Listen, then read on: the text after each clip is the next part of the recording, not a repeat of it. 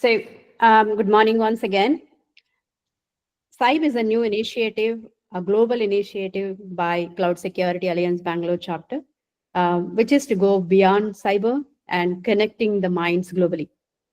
The idea of these initiatives is to build innovations locally in various locations, not just in Bangalore, but everywhere, but inspire and create impact globally.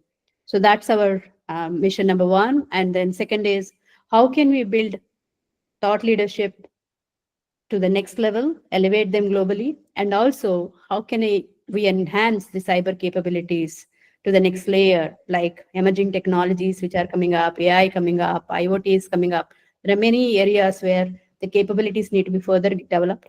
So that's the second mission statement. And we have the third one, which is about how can we actually fortify the digital realm by empowering as many cyber defenders as we can. So we do have targets for all these three. The first one is to build or conduct various research, which is we do have certain number in mind. By 2030, we want to at least complete 20 research papers. That's the first one. And the second one is all about we want to at least have 2,000 mentors on our board, which means the speakers who is on this call are mentors. And along with us, we are looking for more mentors to join us and conduct sessions, share their knowledge, do podcasts, write blogs. All of those will be considered as mentors. And the third element is we want to reach 1 million cyber warriors across the globe by 2030. So that's our mission statement. That's the reason the CIBE has been, we can say, innovated or just inaugurated as an event. This is the first of the series of sessions which we are going to conduct. So first webinar which we are conducting, or a webinar series we are conducting under the banner of CIBE, is CISSP Deep Dive, considering CISSP being the top certification most people are interested to as per our survey. So we are going to conduct a deep dive on CISSP. So it consists of 7 modules of webinars. Each webinar will last up to 2 hours to 3 hours, depending upon how we stretch it. As of now, we are considering 2 hours. We'll figure out if that need to be expanded. So certain modules have more than 2 hours. You will see the details in the web page I'm going to show soon. So there are 7 modules. Each module, some modules have two sections. For example, second one has asset management, which is a domain 2. And the domain 3, which is security architecture engineering, combined in one module because it is coming around 2.5 hours. So same way, there are certain modules which we try to combine, like module 5 again. So the rationale here is to have overall understanding in a time spanning from anywhere between 1.5 hour to 2.5 hours. That's how these modules are structured. And in the end, we also have a mock exam, which you can actually take the complete exam. And how are we structuring?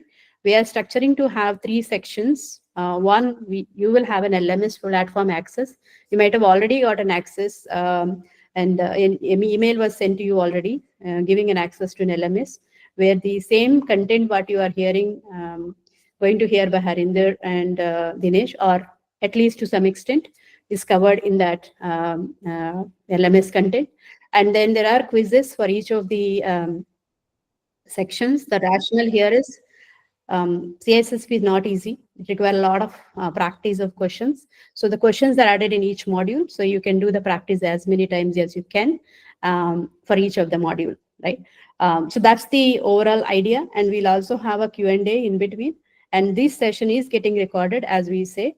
And then this will be added also as a part of the course modules. Okay, that's about the course and the modules at a high level.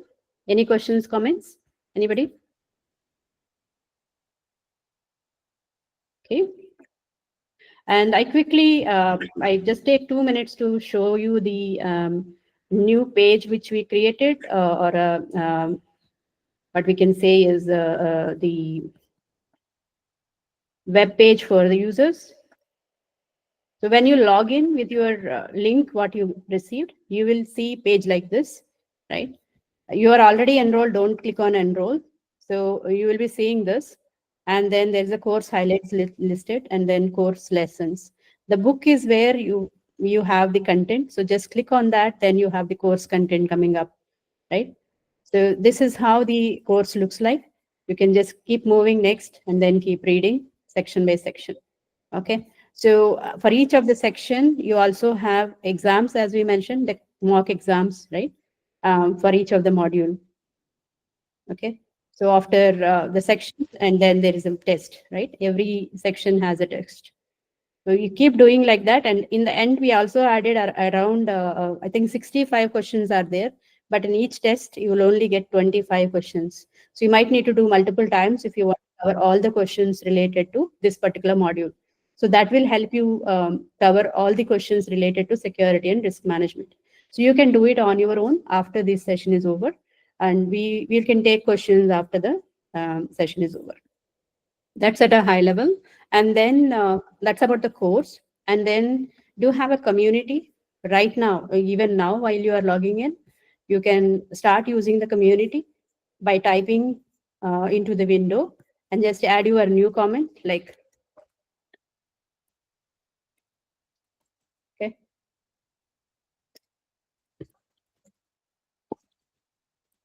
Okay. You just put it there and the comment is here. And there are badges, and we are also working on badges system for the community, for the level of interaction as well as the level of insights you are bringing in. There will be badges like early badges, champions, etc. We will announce the badges program a little later of how this gamification work as a community and as a learner, right? That's something you will get to know soon from us. And under the me section, you will find more in future. But right now, you have an inbox where your messages are coming in here. And then you have a profile which says how many courses you attended, how many posts you posted. This is the badge part I am speaking about. Your achievements will be listed under here. And then in case you have a badges, it will be listed here. Okay. There will be more coming in, but right now this is the page. And then to know your account, what's your username, what's your email, whatever the details are, it will come here. Okay. So in case you purchase something, the purchase history should come here. But as of now, our purchase history is landing on CSA Bangalore. You don't see anything on this page. Any questions, comments before I hand over back to the team? Cool. If everything is good, so thank you very much. I wish you a great learning and hand over this session over to Madhu. Madhu, did you join? Yes, yes. There are some Hi. people waiting. Hi. Danika, can you let them in, please? Sorry. Hey, Madhu. Some people waiting, Danika, please check and let them in.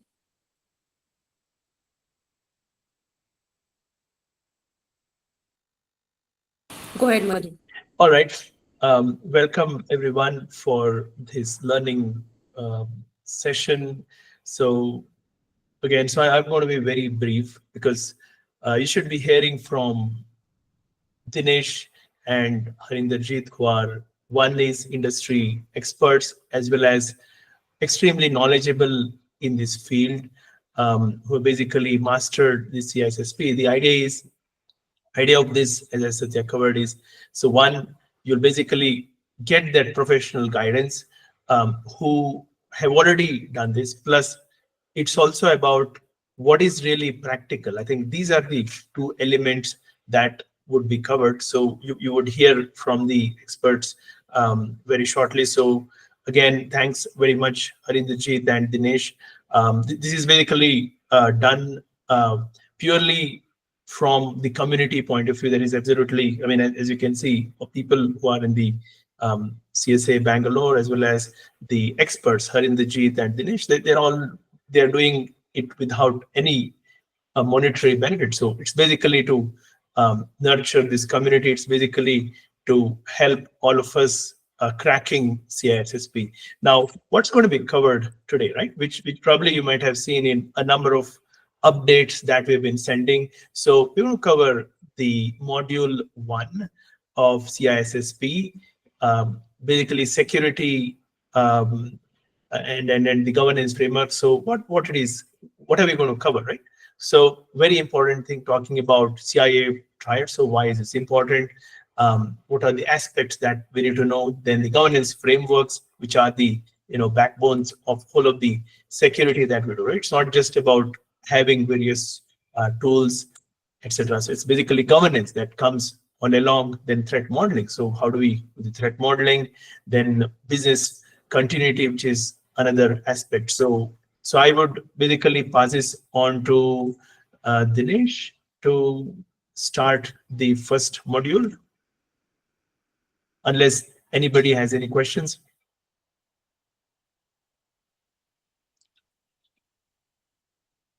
Hello, good morning, everyone. I'm just going to share my screen. Do let me know if you are able to see my screen. Dinesh and Madhu, I think there is some challenge in the echo coming up from the riverside. I think we can get out of the Okay. riverside. We'll use only Oh, the Google. Yeah, yeah. We'll figure should I that go to out the later. setting? No, you just log into Riverside and just log out. That's all. Sorry, guys. Just small technical challenge. Is it okay now? Yeah, I'm just closing the session so that it's okay. Yeah, go on, please. Okay, fine. Is it okay now? Yes, please go on. Okay, fine, great.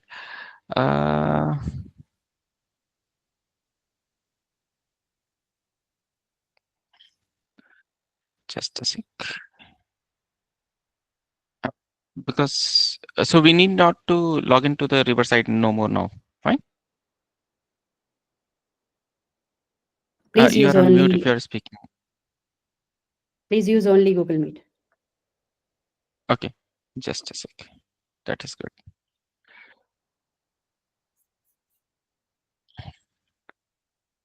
Let me know if you are able to see my screen.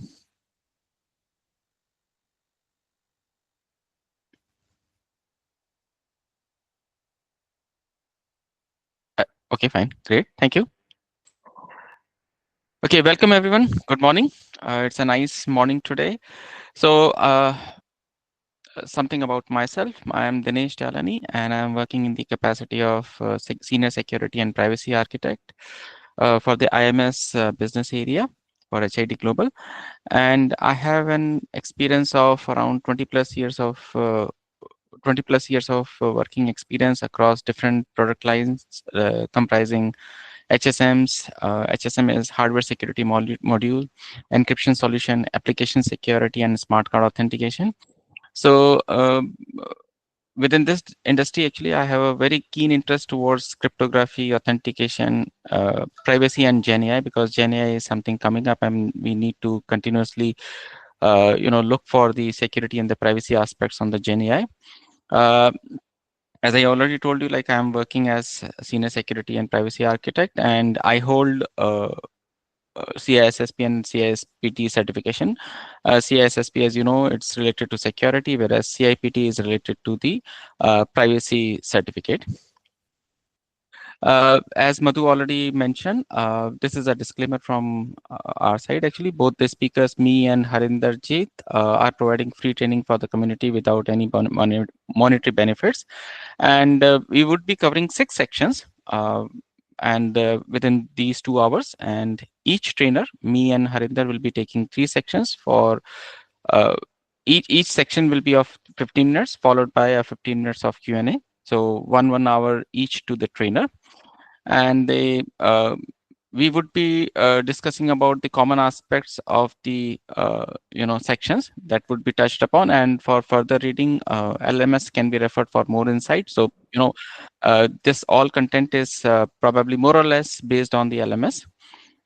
No information presented in this session is related to or derived from the speakers present or the past organizations. So we have kept our organizations information aside from these particular presentations.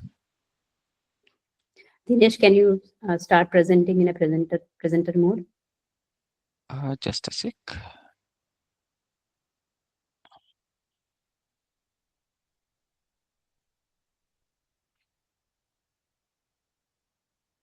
Mm,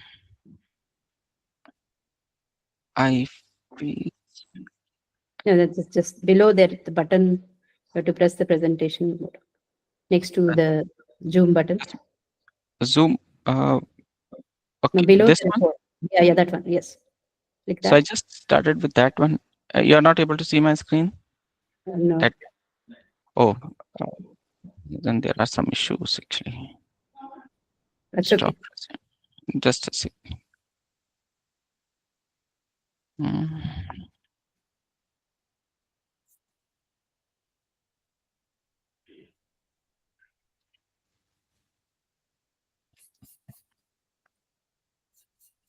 Because in Teams there is a way actually at the top. Is it okay now? Yes.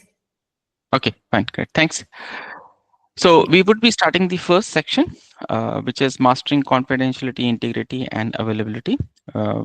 In short, we call it as CIA Triad. So what is confidentiality? Confidentiality ensure that the sensitive information remains accessible to only authorized individual. It is like, you keep your password always secret. Actually, you do not tell to anybody else. That is called as the confidentiality. So it's aimed to protect sensitive information like password, personal information, and financial information from unauthorized access. From unauthorized access, why? Because we would want to keep it only intact to the people who are, authorized to use it so that they can perform their duty. Uh, it's an example which is being given, like you can think of a diary with a lock actually, and only someone with a key can read this particular diary and read the secrets. Uh, why loss of confidentiality is an issue? Because when you lose the confidentiality, then sensitive information falls into the wrong hands. Like, when you are performing some bank's transaction, the OTP which is being provided to you out of bound on your mobile is something which is a sensitive information. Okay, if it is being provided to the unauthorized people, actually, it will cause financial loss actually, or identity theft and so on. So these are some of the impacts actually which really which are being caused when there is a loss of confidentiality. Now, how do you maintain how do you maintain the confidentiality? When we talk about the digital world, actually, there are controls. Controls means something which you have, some kind of steps actually, or some kind of actions you have taken up in order to maintain the confidentiality here. So some of the controls which are being described here are the encryption. So encryption means that you would want to jumble up the information, digital information, into something which cannot be read by the people actually. The access control means that you have provided or you have restricted that particular information by restricting the access, that only the legitimate user will have the access to the confidential information. Data masking and tokenization, we generally come across this data masking and tokenization into our everyday world. So whenever you are receiving any kind of your credit card information, all your credit card numbers are being tokenized. That means they are marked with XXX, not the entire information about your credit card number. And the data masking, you have seen the examples in the form of like passwords. When you enter the password, they are not being shown on the screen, rather some black dots actually. That is called as a data masking actually. So that is one of the control of the of maintaining the confidentiality. Authentication mechanism, though we do have the basic, there are three types of authentication mechanism.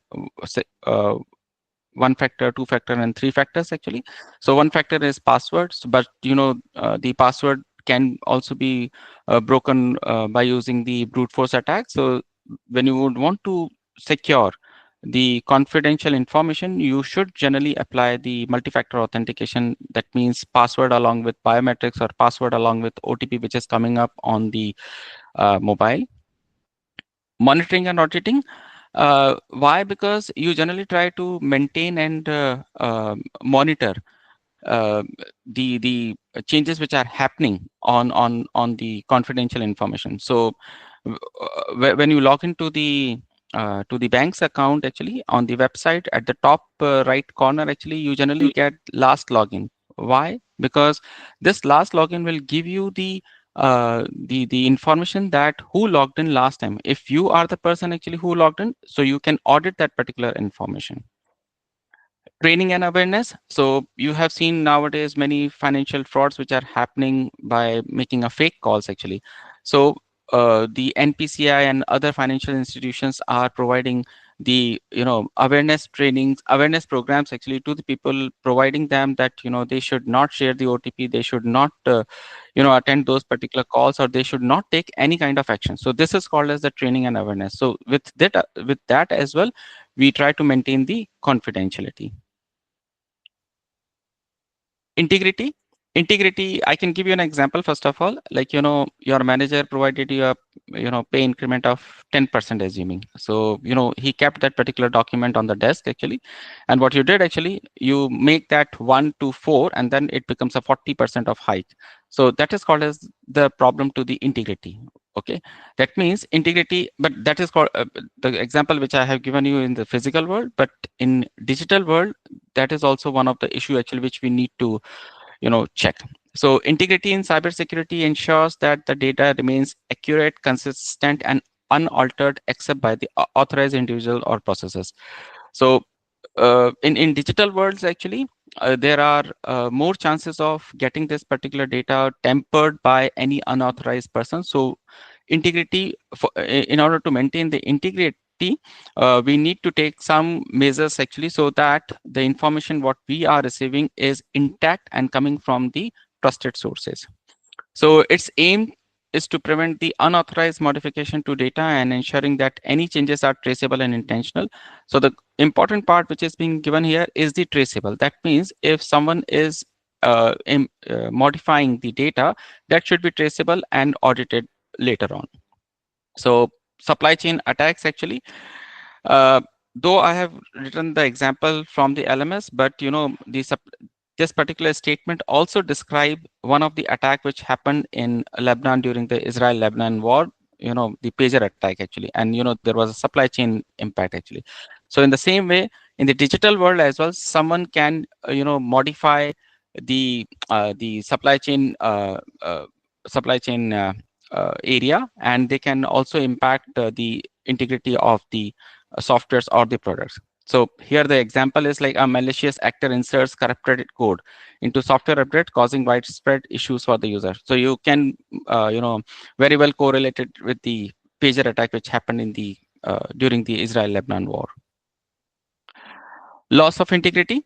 So losing integrity means that the data has been altered either intentionally by the hackers or accidentally due to the system errors and is no longer reliable. So assuming that you are trying to look at your bank statement on the bank website actually, and somehow 100 rupees are converted to 10,000 rupees. So, that's a kind of a integrity issue actually, which is happening. And that is happening because of the system error. But, there are chances that, hackers can also modify the records within the bank records. So impact is loss of the integrity can lead to misinformation, financial fraud, reputational damage, legal penalties, and severe cases loss of life. So, let's say your health records. So your health records, you went for a health checkup, and in that actually, let's say the BP or the blood sugar came out of the range. So even though they are in the range, but because of the integrity problem, actually they became out of the range, and you are being provided the medication accordingly, which may definitely impact the life actually. So integrity is really important in these aspects. Controls to maintain integrity. So because we are talking about the digital world, so in digital world everything is made up of 1 or 0, that means bits and bytes actually. So we need to calculate the checksum and the hashing of the data which is being passed between the two endpoints over the internet or over the network, okay, either in the internet or internet.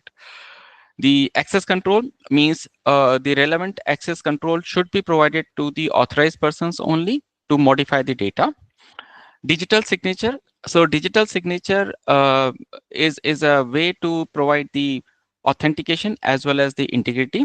So in digital signature, it ensures that yes, the data which is coming from the end user or from the machine, actually, it is really trustable, because there is a uh, certificate chain actually which we can verify. Data backup and recovery. So in case there is a loss to the machines or to the systems, actually, so we can recover that particular data again using the data backup and the recovery part. Immutable logs, as I already mentioned, that audits are really important for checking the integrity. So, and the audits are being performed using the audit logs. So we should have the immutable log. That means the logs which cannot be tampered by any person, actually. And there are a couple of various ways actually to implement the immutable logs. So we should have those immutable logs to ensure that yes, the integrity is maintained within the systems. Monitoring and alerts, like intrusion detection systems, like if someone is trying to intrude into the digital system, actually, there should be some alert systems which can provide the alert to the relevant person so that they can check and understand what kind of intrusions are happening into the systems which can break the integrity. Availability is like you have $1,000, but you are not able to spend that because they are being locked in a locker. That is called as an availability issue. So it's an example, actually. In the same way, if you have a digital system which you would want to use, but you are not able to use because of some XYZ reasons, then it is a problem to availability. So what availability is in cybersecurity ensures that the data, system, and services are accessible to authorized users whenever needed. And the very best example which happened last year in July is with respect to the Microsoft systems, which were not available because of one of the patch which is being uploaded by the CrowdStrike person, actually, on those systems. So the entire world was come to a halt, actually, and nobody was able to fly using the airline systems. So this is a nice example of availability. So its aim is to ensure systems operate reliably, okay, even under adverse conditions such as high demand or malicious attack. So though it was not malicious attack or high demand, but because of one of the patch, actually, the Microsoft systems were not available during that time, and almost like 10 to 12 hours they were not available. So it's an example. So imagine you are trying to withdraw some cash from the ATM, but the system is down. So you need you have a urgent need to have the cash, but you are not able to withdraw the cash from the ATM. This is a problem to the availability aspect. Loss of availability. Losing availability means that the systems or data are inaccessible, causing delays, disruption, or even complete halt in operation. This last line, complete halt in operation, is an example which I just provided you in case of the Microsoft system. So this could result from the system failures, cyber attacks, and natural disaster. In that case, actually, it was a system failure, actually. So what is the impact? Loss of availability can lead to lost revenue, reputational damage, operational disruption, and in critical cases like hospital or public utilities, loss of life. So let's say there is some operation going on in an operation theater, but you do not have a light, actually. So or the power, actually. In that case, most of the equipments or most of the machines are not functioning. That may cause a loss of the life. And in as you can see, like if the system which is operating on the power systems, and if that power system doesn't get the proper availability of the machines, then it can also cause the power disruption across the cities as well. Controls to maintain availability, redundancy, and backup system. So it may happen that as we already discussed, that there are system errors, hacking, cyber attacks, and natural calamities as well. We cannot protect we cannot avoid the natural calamities, but yes, we can prepare ourselves. So redundancy and the backup systems are the is a type of a control which can really maintain the availability, because if there is if something goes wrong to one of the system, we can utilize the redundant system for continuing the availability of the systems. Disaster recovery plan. So if there is a problem, let's say there is a natural disaster actually, so in that case we should have a recovery plan, how we can first of all migrate the entire traffic from that particular impacted location to another location, and how we are going to covering up the data from the impacted location to the recovered state. Load balancer, it happens that when you are accessing some of the websites, it does not provide you the proper response. In that case, we should have multiple systems which are taking care of the load, and in that case we should use the load balancers to provide the smooth functioning of the system. DDoS mitigation tools. So as you know, nowadays the attacks are being performed by the bots actually, and the bots can perform the actions which are being taken up by the real humans. So they can attack the system and bring it down, because in that case the system will not be able to provide the services to the legitimate request. So how we can maintain the availability? We can define the per user quota in that case. Regular system maintenance, we should update the or upgrade the systems regularly to have the mitigation from some of the vulnerabilities which can halt the systems. And access control policies, that every system should have a proper access control policies so that the systems are being maintained properly. Balancing CIA. So CIA is a broader area actually, and it happens that it happens that if you are going to take care of one aspect like confidentiality or integrity availability, there are other aspects which may not get the proper attention. So we need to balance the CIA whenever we are dealing with the digital information. Balancing these principles is critical, because focusing on one aspect at the expense of others can weaken your overall security posture. So the thing is, if you are taking care of the integrity, it may impact the availability, or if you are taking care of the confidentiality, it may impact the availability. So we will see like what are the examples. So challenges of balancing the CIA, conflicting priorities. So the first example talks about the encryption. So we should use the strong encryption, but a strong encryption generally requires more computation power. That may really slow down the performance. So in that case, what we are doing actually, we are trying to take care of the confidentiality at the cost of the performance, which is availability.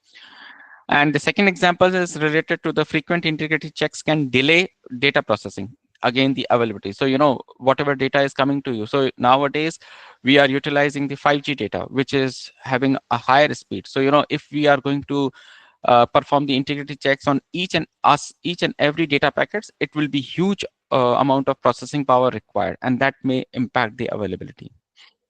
Dynamic threats, cyber attacks are evolving. Every day we are hearing there are different types of the threats which are being evolving, and nowadays fraudsters are calling on the phone calls, or they are spoofing into the systems and so on. So the cyber threats are evolving and targeting the weak points into the triad.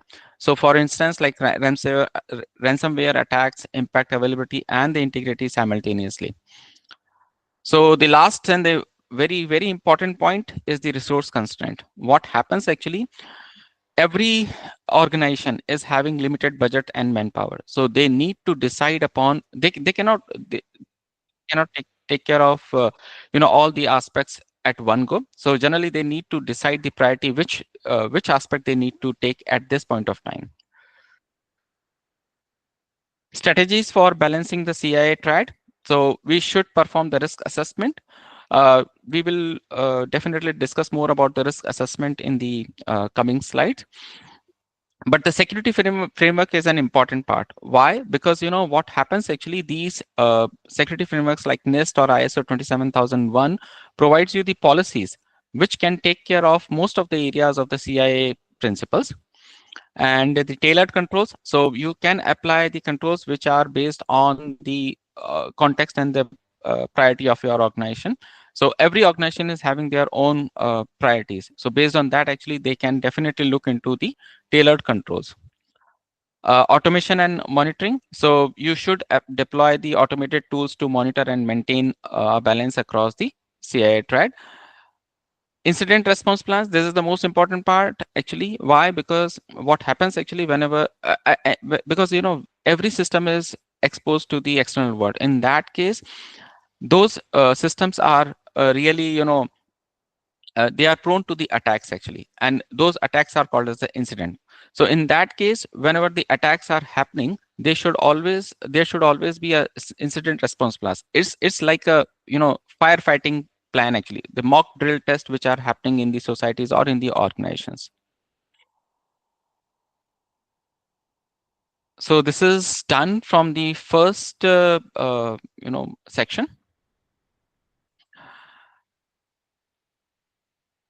Do you want to take some questions, Dinesh? I think there are No, a few questions. there are a few questions. Yeah, they can definitely ask. Raghavendran, you want to ask that? I think you wanted to know more about non-repudiation. I think Samir have a question related to threshold limit on management of evaluation. Do you want to voice that questions, or do you want Can we take these? I can. this Yeah. So, later? Okay, go on, please. so should I ask? Yes, please. Yeah, sure. Hey, hi, Dinesh. Thanks for the session. So what I would like to understand to control the availability. So limiting of threshold will be another option, right? So to create any threshold limit in terms of API gateway. Yeah. Or okay. Yeah, that's what only. Just to confirm. Okay. Thanks. Yeah. Any other question? Yeah, hi Dinesh. This is Raghav. So basically, I just want to understand how this non-repudiation uh, uh, falls under integrity triad, and is it a non-repudiation? Is it one of the control, or how we can establish the non-repudiation part? I didn't get what you're talking about. Sorry, the first The non-repudiation control. part. Yeah. Repudiation. Oh, repudiation. Okay, fine. So okay, what does repudiation means? That you did some action and then you denied about that. Okay, so in that actually, yes, it is an integrity part. Why? Because you can say that there are, as I already mentioned. Uh, so I'm just giving an example. So someone, okay, I'm just taking an example. Like instead of 10%, you made it to 40% in your paycheck actually. So what happens actually if there is no non-repudiation controls, like security cameras and so on. So in that case, the integrity of that system is broken down. Okay, so the non-repudiation controls will definitely provide you the advantage and the protection against those integrity failures. Okay, maybe I can add on something like, for example, today I say, you know what, I am going to give you a promotion, right? And tomorrow I can say, oh, no, I didn't, I never said it. Yeah. So Exactly. there's no way that you can quote me that I said that, right? So non-repudiation is to connect back to what I said is back to myself. That, for example, mail, whenever you're sending a mail, it is connected back to an email address, and it is coming from originally from Satyavati Devadari. Yes. That is a non-repudiation where you can validate the origin of the content, so that nobody can say that it is Deny not. about it. Yeah. Nobody can deny about it. That's it all about. Hope that answers that, Vinder. Thank you, Satya. And thank you, Dinesh. Clarifies that helps. Yeah. Sure. Any other question?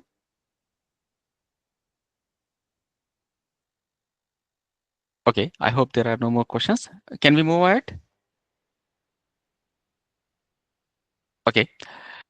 Risk management essentials: identifying, assessing, and addressing organizational risk. So this is a very, very interesting part actually. And the whole information security world is revolving around this part only. So this is the most important aspect actually. What is risk? First of all, I just want to quote one thing actually. If I have one, let's say, car actually, I'll try to protect it. Okay, if it is being parked in the wrong locations, I'll try to park it at a right place so that it cannot be I cannot be fined about it. Okay, but if someone's else car is parked in the wrong parking, I will not worry about it. Okay, that means people, organization, and countries, okay, they only worry about the assets which belong to them. Okay, and if there are some issues or threats to that particular asset, then we consider about the risk. Okay, what are the risks to that particular asset, and then we perform the risk management as well. Okay, so in digital world as well, we always try to first of all identify what is the asset actually which is being impacted. Okay, if you know that particular asset, then almost like 90% of your problem is solved when you are performing the risk management. Okay, so what is a risk actually? You need three things combined to have a risk. So there is an asset. Definitely, if there is no asset, there is no risk at all. Okay, an asset that could be lost, damaged, or disclosed or modified. Now, though you have an asset, but it should be impacted by a threat, actually, by exploiting a vulnerability. So there must be a vulnerability in order to, damage this particular asset. Okay, if there is no vulnerability, there is no risk actually. Okay, so a risk is defined by a probability. That means the probability of losing that particular asset, or you can say the potential risk of a threat being realized. Okay, so now if a particular, let's say my laptop, if my laptop is in my home, actually, there is less probability of getting this particular being impacted. But if it is kept outside my home, actually, then there are more chances. So that is called as probability. Now the second terms which also add up to the risk is the impact. How much impact I am going to have if I lose this particular laptop on which I am just providing this presentation, and what is the impact of losing the pen actually which I'm using for writing down my notes actually. So the impact is based on the monetary terms in digital worlds, but along with the monetary terms, it is the reputational damage as well.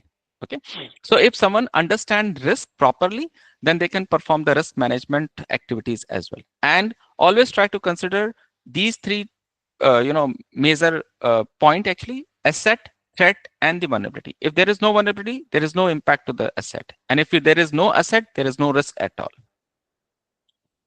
What is risk management? Risk management is a systematic process of identifying, assessing, mitigating, and reporting risk to minimize their impact on the organizational objectives. So I'm just giving an example. So what happens actually when you are sitting in a car?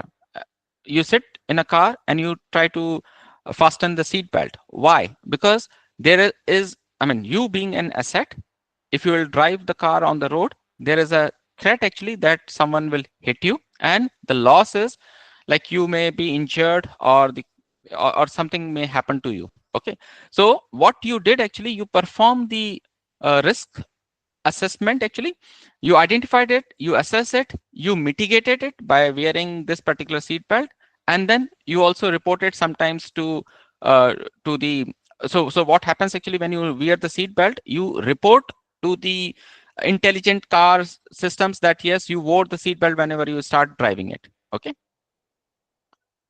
so key activities are, as I already mentioned, risk identification, recognizing potential risks that could threaten assets or the operation, like sitting in a car, you being an asset. Okay, there are threats from the other, drunken drivers. Risk assessment is evaluating the likelihood and the impact of the identifying risk. If you are driving on a highway, it is more risky. If you are driving in a city, on a city road, it is less risky. So you did the you evaluated the likelihood and the impact of the identified risk. And the risk mitigation is you wore the seat belt, you switch on the lights, and you also tilted your rear view mirror and so on. So all these are the part of the risk mitigations. Okay, risk reporting, communicating risk status and management efforts to the stakeholders. So when you wore the seat belt, actually the passengers who are sitting at the back actually also get to know that yes, you are trying to protect yourself as an asset. For example, think of a risk management as a driving a car. I just gave you more insight about what kind of risk activities you generally take when you are driving a car. So challenges in the risk management, dynamic threat landscape. So nowadays, actually, the threat landscape is entirely, changed. Actually, it's very, very dynamic. Gen AI is also coming up. IoT, threats are there, and there are so many other threats actually. So the threat landscape is very dynamic. So these are some of the challenges, because what we studied in our curriculum, or what activities we generally used to take 10 years back, they are no more relevant today. Data overload, huge amount of data is coming up. We do not know which is the PI, or we need to classify that particular data. We need to keep a backup of that particular data. We need to, encrypt that particular data as well. So there is a huge amount of data for which we need to perform the risk management. Human factors. So humans, the risk can also come because of the mishandling of the data actually by the humans. So human is also one of the factor actually. Strategies for the effective risk management. So risk identification, this is the very important point, because you should understand where the risk is. You should try to understand, you need to identify the risk actually. So use structured methods like asset inventory. I told you at the starting, if in order to perform this risk assessment, you need to find the asset first of all. If there is no asset, there is no risk. Then you need to perform the vulnerability scans. What are the vulnerabilities in our digital systems? If I'm trying to create a product, it should be performed the SAST, SCA, and the DAST actually. All these are the vulnerability scans, and others as well. Threat intelligence to identify potential risk. So example is conduct regular threat modeling sessions to map vulnerabilities and the potential attack vectors. So threat modeling is something, which Harinder is going to provide more insight about it. I'm just giving an example. So you perform the soil check before you try to create a building. Why? Because it is a kind of a threat modeling which is being performed for the future risk actually. Okay. Risk assessment, evaluate risk using the methodologies like qualitative assessment. Like, you need to perform the likelihood impact matrices for the prioritization. So, what kind of impact would be on the asset actually, based on the likelihood and the impact. And the another one is the quantitative assessment. We generally try to consider the financial losses, okay, which can happen on the organization. So like annual loss expectancy and so on. So these are, so reputational damage is also like, qualitative, whereas quantitative is like how much money I'll be losing if that particular risk will be there. So example is assess the impact of the potential distributed denial of service attack on an e-commerce operation. So, e-commerce operation like Amazon, if that is being down because of the DDoS attack, it is going to have a huge revenue loss during the, Black Friday or Republic Day sale. Okay. And other competitors like Flipkart or Miso, they will take over that particular, those revenue from them, from Amazon. Risk mitigation. So apply a combination of the strategies. There are four activities through which we can mitigate the risk. One is the avoidance. That means we try to avoid the risk actually by taking some measures. Okay. So eliminate activities that can introduce unacceptable risk. So, and the second one is the transfer. Use cyber insurance to shift financial risk. In the same way, we try to, insure our life. Term life insurance and the motor insurance as well, to transfer the financial risk to the insurance company. Reduction, implement technical and the administrative controls. So when you are buying a car, actually there are so many safety features, and because of those safety features you buy the car. So every safety feature is trying to reduce the risk on the assets who are there in the car. Okay, so you have a seat belt, or you have airbags and so on. So all these are the safety controls, you can say, that reduces the risk. And acceptance, acknowledge and monitor low priority risk. So if you know that in order to mitigate the risk, you need to require more amount of money and efforts rather than the value of that particular asset actually, then you say, okay, fine, we accept that particular risk. That means you do not try to, fix that particular issue, and you take the loss of that particular asset, because the value of that accept is as asset is not more is less than applying the mitigation tactics. Example, deploy a web application firewall to reduce the risk of a web-based attacks. So, we generally implement the web in order to protect the web applications from the attacks, internet attacks actually, which are happening. Risk reporting. Communicate risk effectively through dashboards, executive summaries, and compliance report tailored to stakeholders. So when you perform the these activities, you need to provide this particular information to the respective stakeholders, so that they can take care of the they can really replicate these particular measures in the futures as well. So example is use GRC tools to provide broad level insight into the risk trend and the mitigation progresses. Okay, this is the end of the second section. Any question?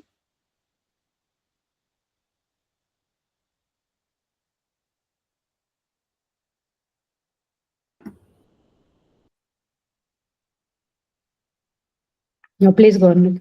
Example Okay. of GRC tools. Can you see the chat window, Dinesh? Just click on the chat window. You'll see in call messages. Just a sec. It's okay. I'll just ask it here. Can you give some examples of some GRC tools? Yeah, next to that, people, right? 49. That's okay. I think we can help you, Dinesh. Don't worry. Come back to the presentation. Okay. What the depost question is? Can you give examples of GRC tools? What is GRC, Harish? Okay, so GRC is governance, regulatory, and compliance. Okay, so what happens actually, whenever you are operating in an organization, you always try to run that organization with governance. Okay, so you have a set policies, priorities, and so on. Okay, then regulatory is related to the area where that particular organization is working upon. So let's say in European region, if they are working, then in that case they need to follow the GDPR and so on. Okay, if you are working, if the organization is working in the credit card area, then they need to follow the PCI DSS compliance. Okay, and the third one is the compliance. So whenever you are dealing with any data, let's say I'm just giving an example of the private data actually of the of the citizens actually. In that case, you need to comply with some of the compliance part actually. So governance, regulatory, and compliance are the three important areas through which you can perform the risk management.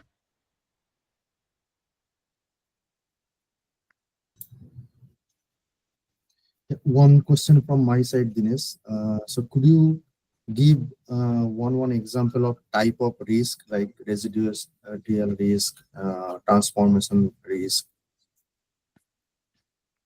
Residual risk, okay, fine. When you perform, okay, what happens actually, when you try to work on the risk to mitigate the risk actually, it doesn't happen that you completely avoid that, you completely take care of that particular risk. So there is a risk which is being still left in the system, that is called as the residual risk. Okay, thanks.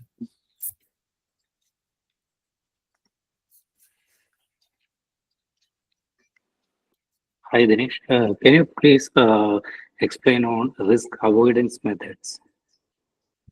Okay, so in risk avoidance, so I'm just giving an example with the real life example. So what happens actually, when you sit in the car, you wear the seat belt. That is called as the avoidance part.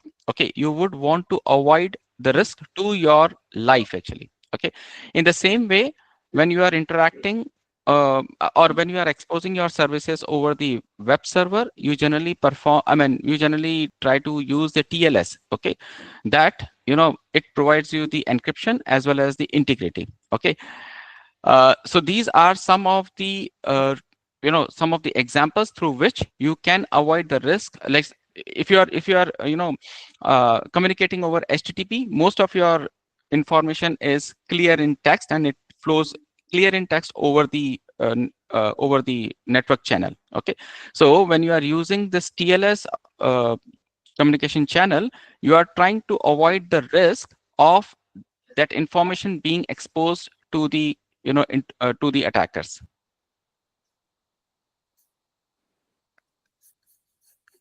Thank you. So ideally, risk avoidance is about preventing the risk, right? Yes. Okay, so when we are performing a risk assessment, after the risk assessment, we have four options which you have mentioned. So Yeah. when we are overseeing these four methods, the first method, the acceptance means putting controls on what are the risk which we are observing. Right. So there is a conclusion which you are saying. Yeah. So when you identify the risk, okay, in the risk assessment, during the risk assessment, you need to identify, you need to evaluate how much impact you will have from that particular risk. Based on that impact, actually, you try to follow one of them. So either you can avoid, you can transfer, you can reduce, or you can, accept it. Sunil, Harinderjit here. Yes. I can cover your doubts in my session, which is coming up. Yeah. I think there is a constraint of time for Dinesh. I will take up this point during my session, no issues. Thank you. Thank you. Okay.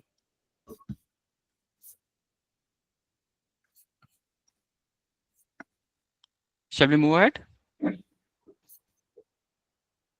Okay. So the third section is related to ethics and legal consideration, navigating the cybersecurity landscape with integrity.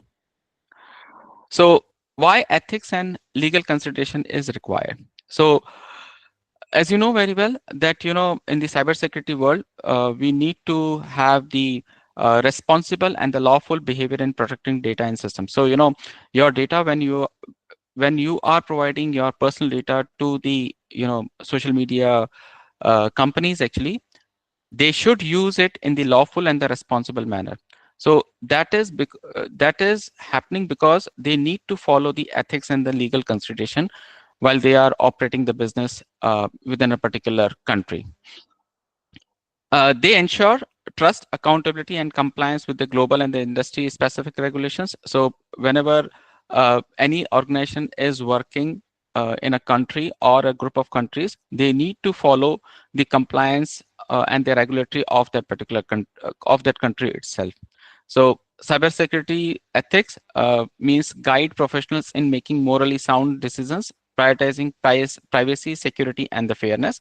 So in this case, the cybersecurity ethics talks about that the professionals should always, make the decisions in such a manner so that they can prioritize the security, privacy, and the fairness of the information.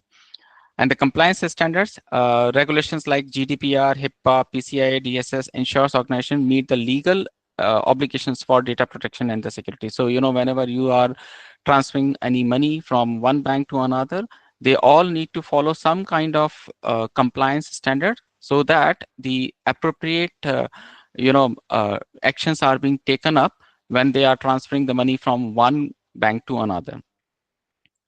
Analogy, think of ethics as the compass and the legal compliance as the map, guiding you through a secure and the lawful cybersecurity journey. So, this is very nice one. Why? Because, compass, you can think of ethics, and the legal compliance is the map, actually. So, you need to take, you need to, walk from one location to another. In that case, that is a compliance part, okay? And the ethics is like a compass that will take you from one location to another. Challenges in ethics and legal compliance, global complexity. Global complexity means like in every country there is a different set of the policies and standards actually. So China has got their own privacy policies. European countries have got their own. USA has got their own. So whenever an organization is working in multiple countries, they have to follow the rules and regulations of each country whenever they are dealing with the private data of the citizens. So different countries have unique regulations such as GDPR and so on, and making a compliance challenge for a multinational organization. Technological evolution, new technologies are coming up like Gen AI, IoT, and so on. So they are creating ethical dilemmas here, like bias in AI algorithms. So you can create any video of any person, using Gen AI. So that causes a challenge for these particular organizations to identify the fake videos and fake images. Balancing security and privacy. So striking a balance between protecting systems and respecting user privacy can be difficult. Why? Because if these social media companies are not using your private data or your behavior, they will not be able to identify. They will not be able to identify the changes in the behavior of the users actually. So until they use your data, your private data. Data sovereignty issues. Data stores in different jurisdictions may be subjected to conflicting legal requirements. So data sovereignty means how the organizations are keeping the personal data. So that is the major, nowadays challenge to the organizations. So, you have seen like many companies are being fined in different countries for breaching the data privacy rules. Strategies for addressing ethics and legal considerations. Cybersecurity ethics. So adhere to the professional code of ethics. So when you are going for the CISSP exam, actually, ISC Squares provides you a code of conduct actually.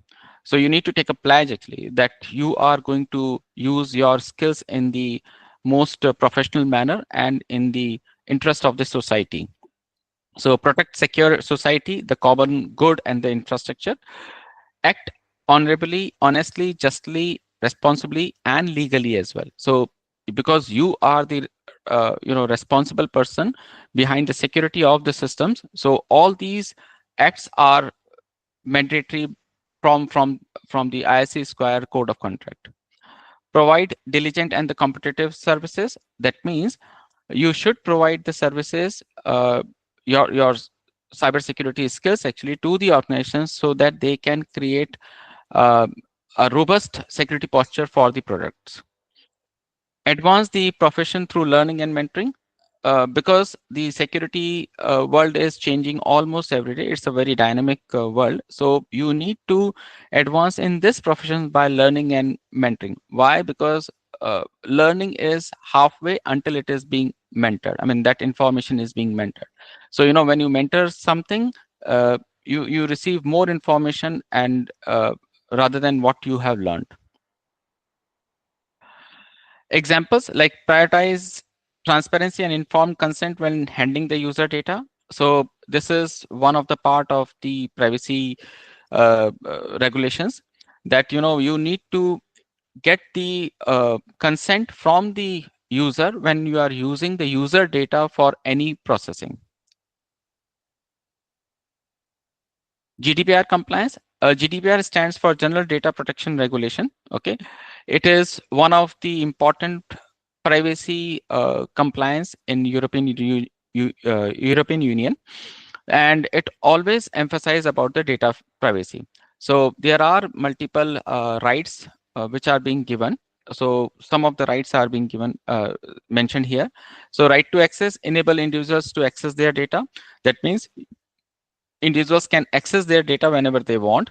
The companies have to get the consent from the users when they are collecting the personal data and when they are processing that particular data. Data breach notification, they need to notify the users about a data breach, because that data breach may impact the user's data and expose to the attackers. Example is implement data encryption and access control to protect personal data, because personal data is important. So in that case, that data should be classified first and should be encrypted accordingly. And there are access controls being provided to the person actually who are using that particular personal data. HIPAA compliance. HIPAA is related to the Health Insurance Portability and Accountability Act. As I already mentioned, that the health records of the patients are really important. If they are being tweaked or they are being modified, that may cause a loss of the life. So with this aspect, actually HIPAA compliance came into picture. So it safeguards the healthcare data with administrative, physical, and the technical controls. Administrative means who will administrator it, who will access it. Physical means how the paper, I mean the physical patient data.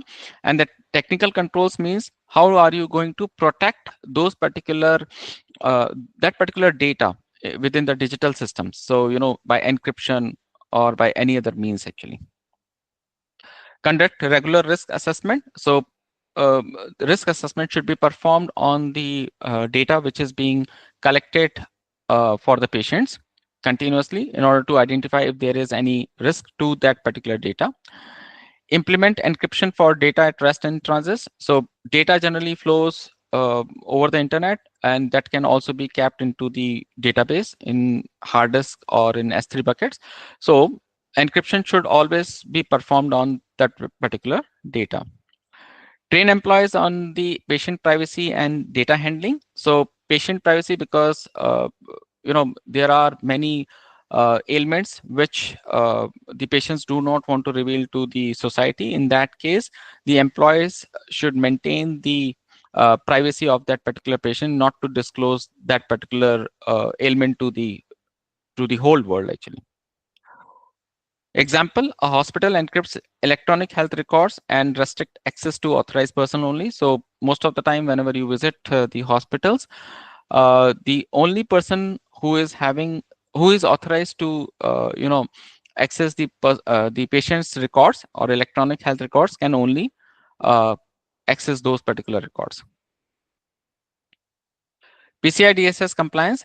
So PCI DSS is related to the payment card industry data security standard, and this particular compliance comes into picture for the organizations who are dealing with the credit cards or the financial transactions.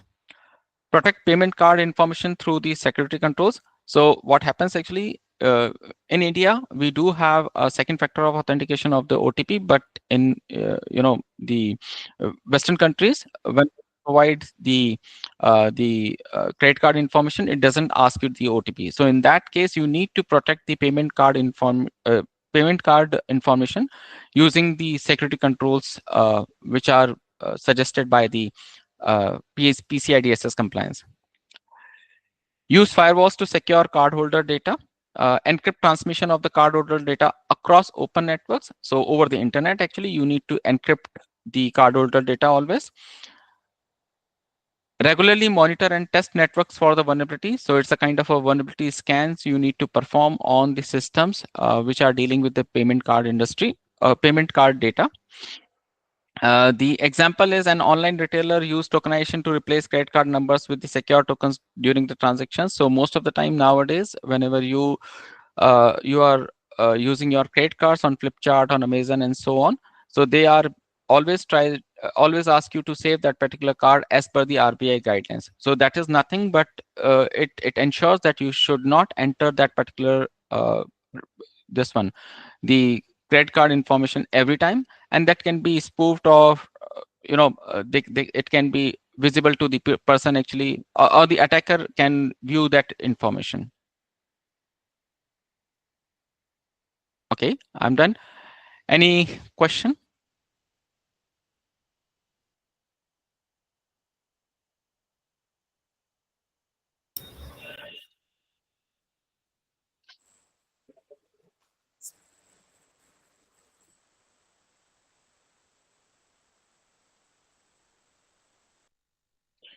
Seems like there is no questions. So yeah. Um, Anything else, Dinesh, or I can continue?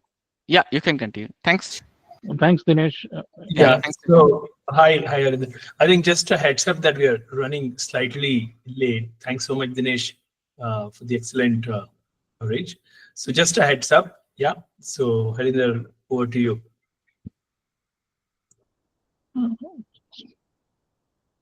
Yeah, just hold on. I'm sharing my.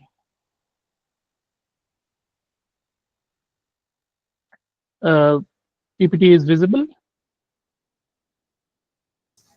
Yes. Yes, it is visible. Yeah, it is. Okay. A very welcome to everyone in a nice Saturday. So this is a very good experience for me also. I am a constant learner. I am no expert on CISSP, although I have completed my CISSP almost 5-6 years back, but I'm still a learner. So let us enjoy this journey. So just to start, self-boasting basically, who am I? I am Hinderjit Singh Walia. I'm a veteran from Indian Air Force. I left Air Force in 2018 after completing 20 years of service in cybersecurity domain. As of now, I am working with ForcePoint as a manager, global enterprise technical support. So that's about me. And let's continue with the journey.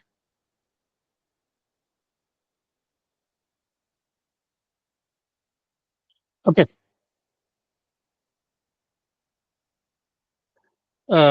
So I want this session to be very interactive and in a lighter note, because I know when I studied for CISSP, whenever I used to open my book, I used to fall asleep, right? It's so deep, in the sense, not deep, but so broad.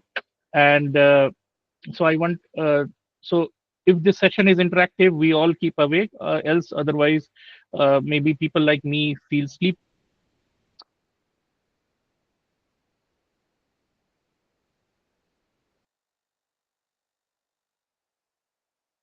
You need to know all the information. Okay, that is where sometimes most of us are from a technical background. It happens, right, when we are, suppose we are looking at some particular let's say encryption, right? Then we go much deep into it, start doing the encryption algorithms and everything. You just need to know the names, right? And what's the difference maybe between the algorithms, to start doing the encryption, studying the algorithms and doing the mathematics of it, right? So that is what you mean by a mile wide and an inch deep. And one disclaimer is, by no means this session, this 15 minute session that we are giving on topics will help you, means it will, the only thing that will help you to get the CISSP. We are doing this session just to highlight some important aspects, okay? But you have to refer the books and the portal that Satya is developing, right? And go through all the topics and understand it properly. Just to give you a heads up, difference between CISSP exam and the other exams are that here in CISSP, none of the question gets repeated, right? So you need to practice as much question answers as possible to get your concepts clear. So if the concepts are clear, automatically you will clear the exam, right? So don't get afraid. Okay, here the person in the screen is very afraid, and because of the question, because there is no context to this question. So when you give the context to this question and you know the basics, then obviously we can clear this kind of questions as well. Okay.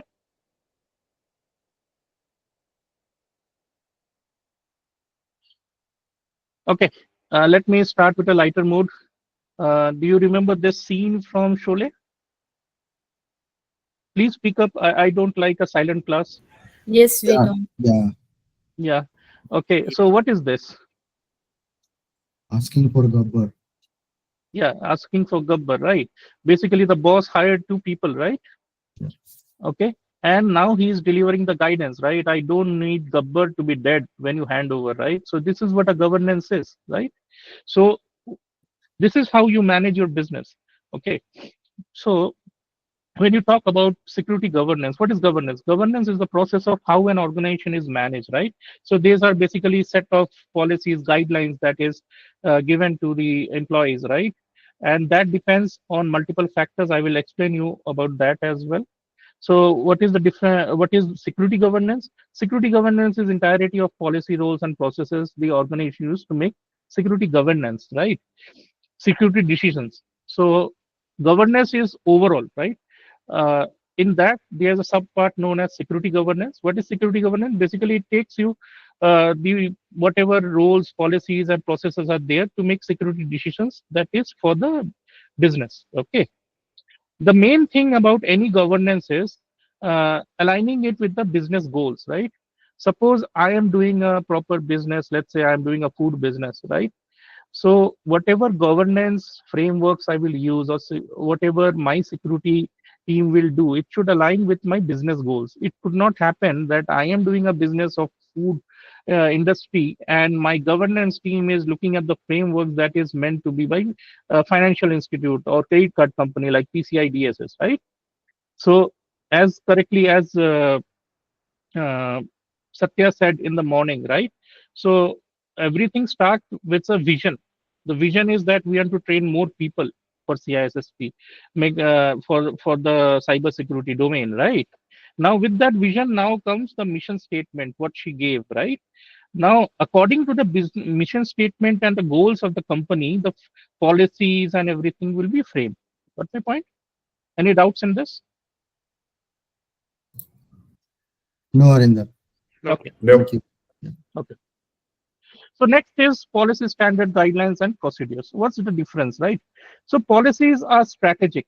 Okay. So as I said, right, first you have the mission, then you have the vision.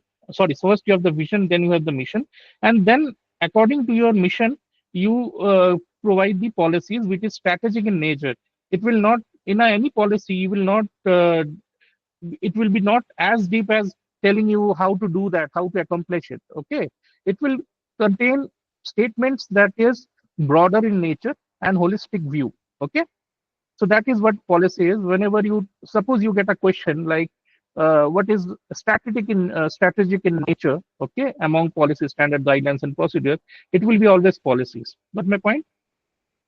Then according to the policies comes the standards. Now there are already many standards available in the industry. So depending on your business goals and your business and aligning with the business goals and policies, you take any of the standards that you have to comply with, right? Standards are mandatory and has to be compliant, because not only it is useful for securing your organization. If you don't comply it, there is a financial aspect involved about it. You can get penalties from governments. Okay. So standard is mandatory. Please understand. So that is the main thing. So among policy, standard, guidelines, and procedures, the one thing that is mandatory is standards that you want to meet. Okay.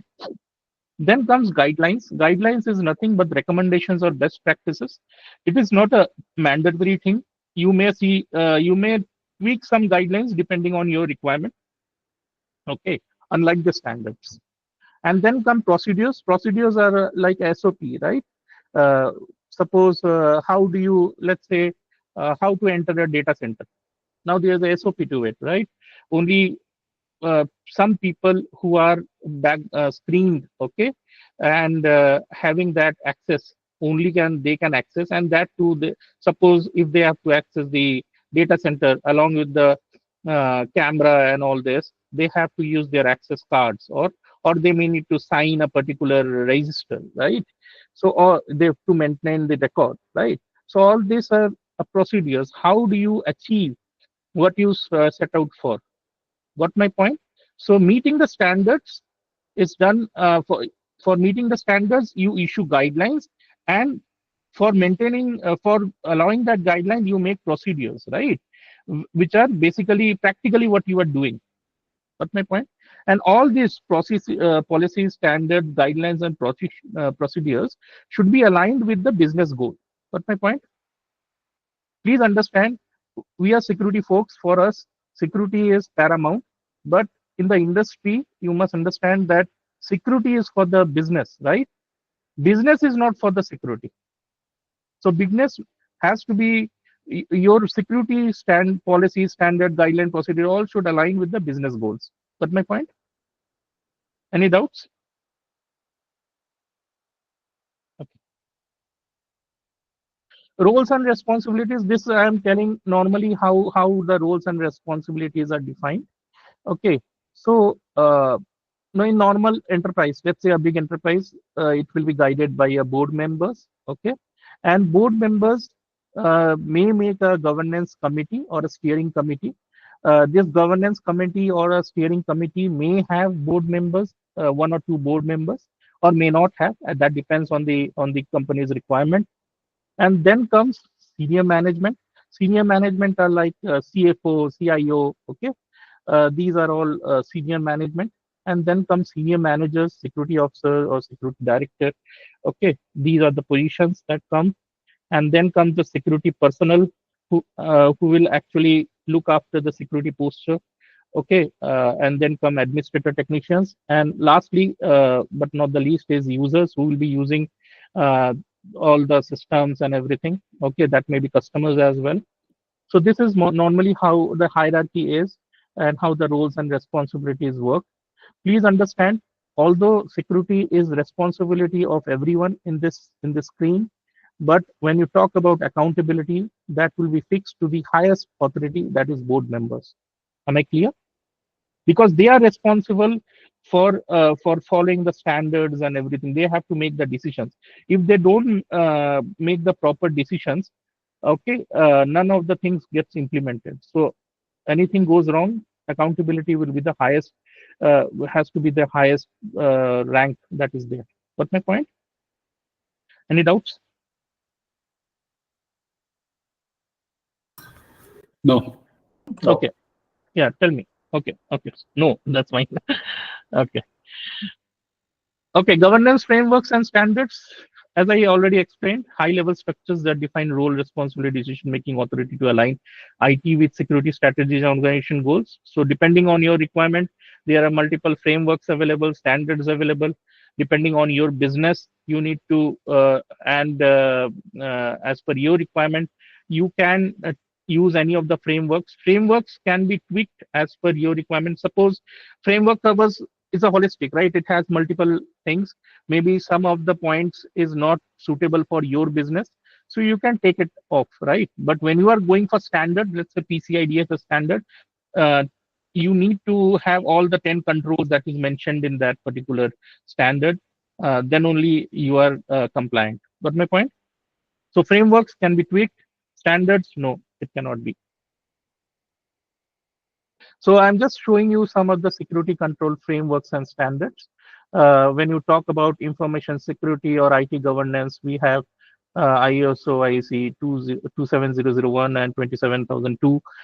These are, so 27001 is basically holistic view.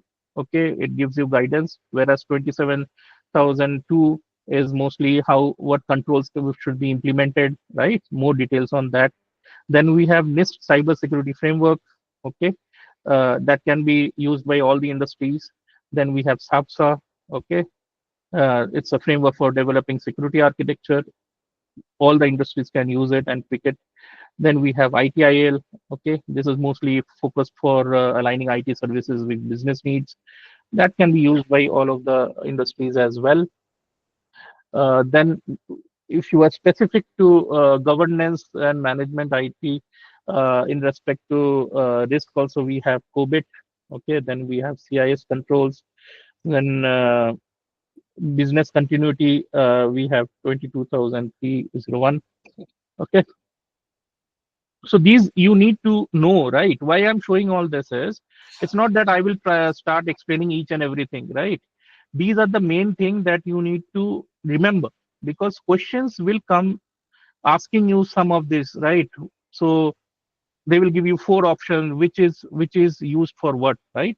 So you should have this knowledge, right? You need to maybe mug it up, right? So that is how the questions come. Then when you're talking about financial, as Dinesh mentioned, PCI DSS is there, SOX is there, right?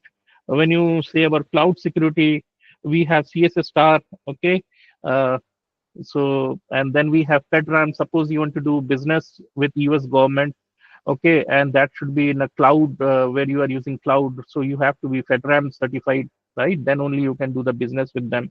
So how do you get this certified? You have to meet the standards, all the checks.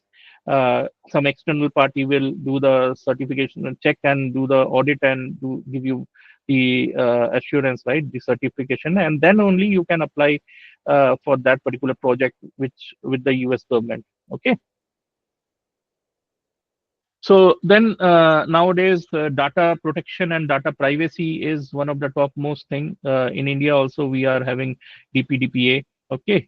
So whenever you are doing a business wherein you are collecting data of the customers, right?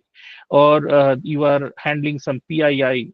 So you need to, depending on the country, okay, every country has a specific law. Depending on that country's requirement, you need to follow these standards, okay, like GDPR, CCPA.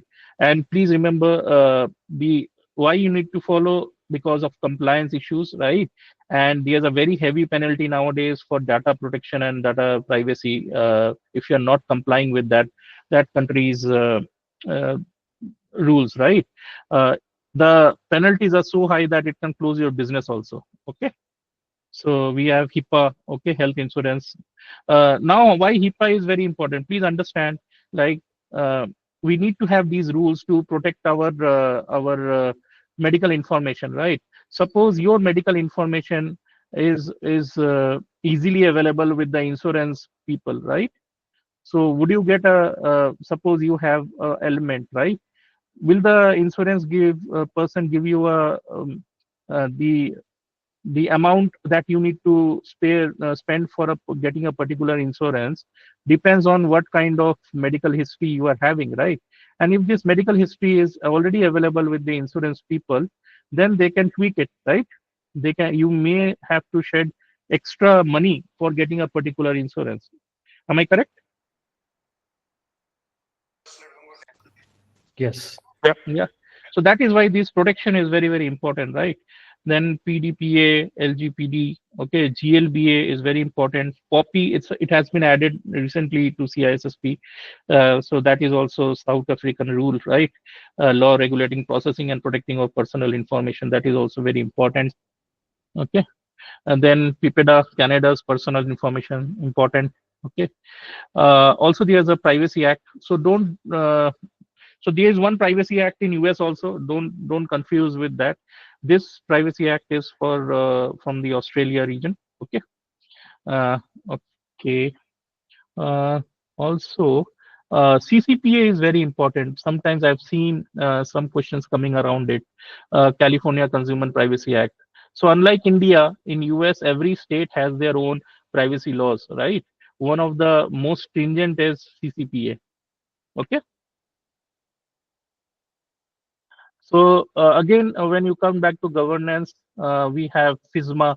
Suppose you are working in US, right? Let's say. So, and you want to do a export an item from US, let's say export an item from US to India. Then these kind of frameworks come into picture, right? We have EAR restrictions, right? Which is, so normally any country, right, will try to safeguard their defense equipments, right? Which country it is going. So you have to check if that particular item is under EAR or ITAR. Okay, depending on that, there are restrictions on that items, right? So you cannot export it. So these are also important. And healthcare, your high trust CSF. Okay. So I have tabulated it and make a table so that you can refer it for easy remembrance. Okay, but you should refer the book as well. Okay. Are you good here? We can proceed. Yeah. Okay. Now we talked about the policies and everything, frameworks that we will be used, right? We are securing our company, right? Or the enterprise that we are, organization that we are working on, right? Now there is some decisions of the organization that also impact our security posture, right? So what are these things? One is acquisition, right? Suppose my organization is buying another organization, right? So this is known as acquisition. So obviously, the standards that I maintain in my organization may not be the same with the organization that I'm buying. It may be high, it may be low, right? So during acquisition, you have to audit, get the audit reports of the other company also, and decide it is at par with your company or not. And then the mammoth task is getting it in a same format as your organization. Got my point? The security posture should match when you are acquisition a particular other organization, right? That's a big task. Second thing is merger. Now, in case of acquisition, one organization is buying the other organization. So the one which is buying has the upper hand. In case of merger, both are equal, right? Then they need to, both the security teams of both the companies need to sit down and decide which framework or should they go with, okay? And accordingly, they have to modify their controls, right?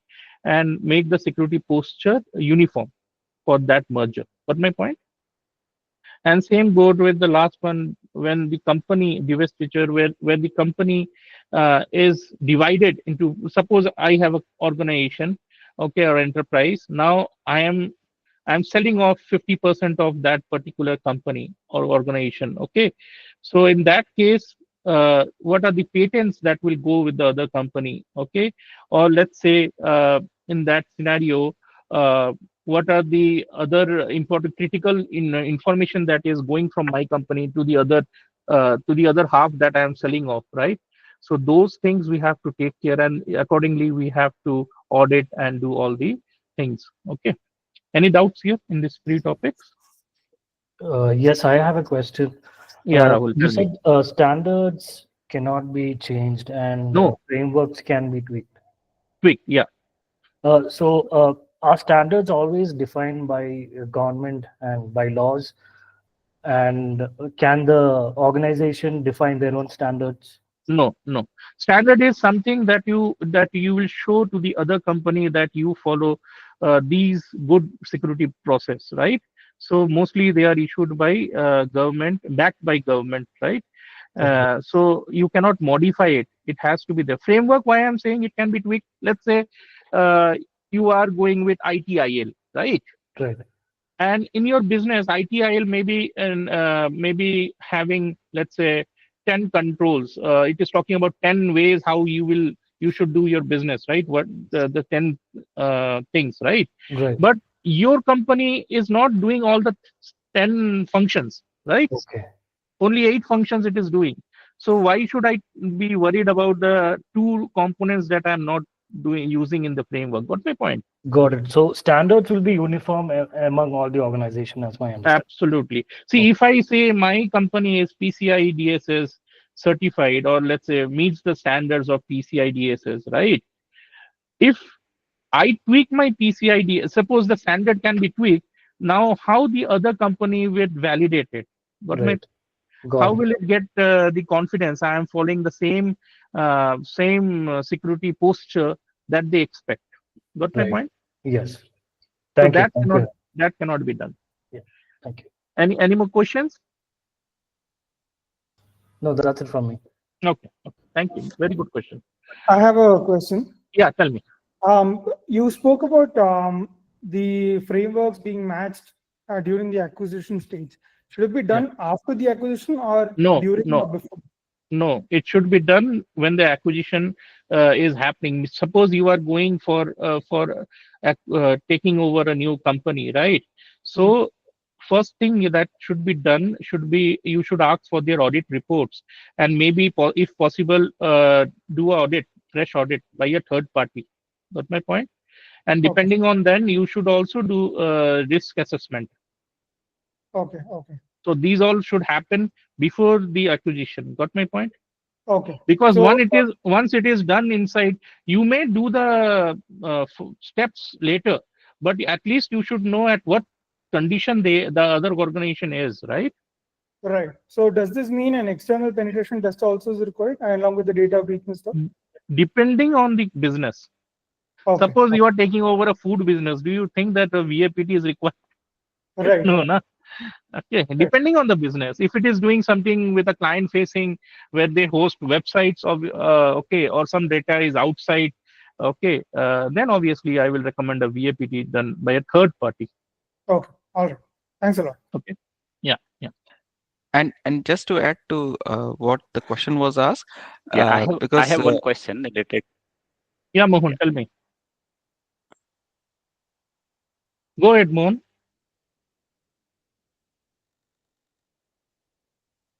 Okay, I don't hear any questions. Yeah, Maybe so we this can is have the is Kiran here. So one thing is, I just want to have this acquisition and the risk part. So during the acquisition, if the risk is too high, so do we yeah. still go ahead and still go with the acquisition, or I have to I mitigate? understand. I understand. Yeah. Hello. Yeah, actually, this point I was bringing for Rahul. Mm-hmm. So suppose you are looking for acquisition of particular organization, right? Mm-hmm. And after your audit and everything, you find out the risk to be very high. Okay, Mm-hmm. it is beyond your risk capacity. Okay, Right. there is something known as a risk capacity. Then you avoid that risk. You don't buy it. Got it, Okay. Rahul? Okay. Yes, correct. You don't proceed with that particular step, right? So Got it. you are avoiding the risk because it goes up beyond your risk capacity. Yeah, am I audible? Yeah. Thank you. Yeah. Yeah, tell me. Who Hello. wants to ask a question? Yeah. Yeah, am I audible? Yeah, Ranjit. Mohan. Yeah, Mohan. Tell Yeah. me. My question was related to standard is mandatory, or that is mandatory if that is referred in the policy or regulation, because standard may have different section. So as a whole, standard is mandatory, because that is little bit doubtful. Yeah, that is a good question. See, suppose you are doing a payment, let's say you are handling credit card information, right? Yeah. So for that, it's mandatory to be aligned with PCI DSS. Okay. Standard, when you are going, it has to be fully, it cannot be half done. Got my point? It has to be Okay. fully done. Yeah. Unlike the Okay. framework. Framework can be tweaked, right? But depending on the business goals, okay, and the regulations, you follow a standard. Now you Okay. cannot cut short the standard as per your requirement. Please understand that.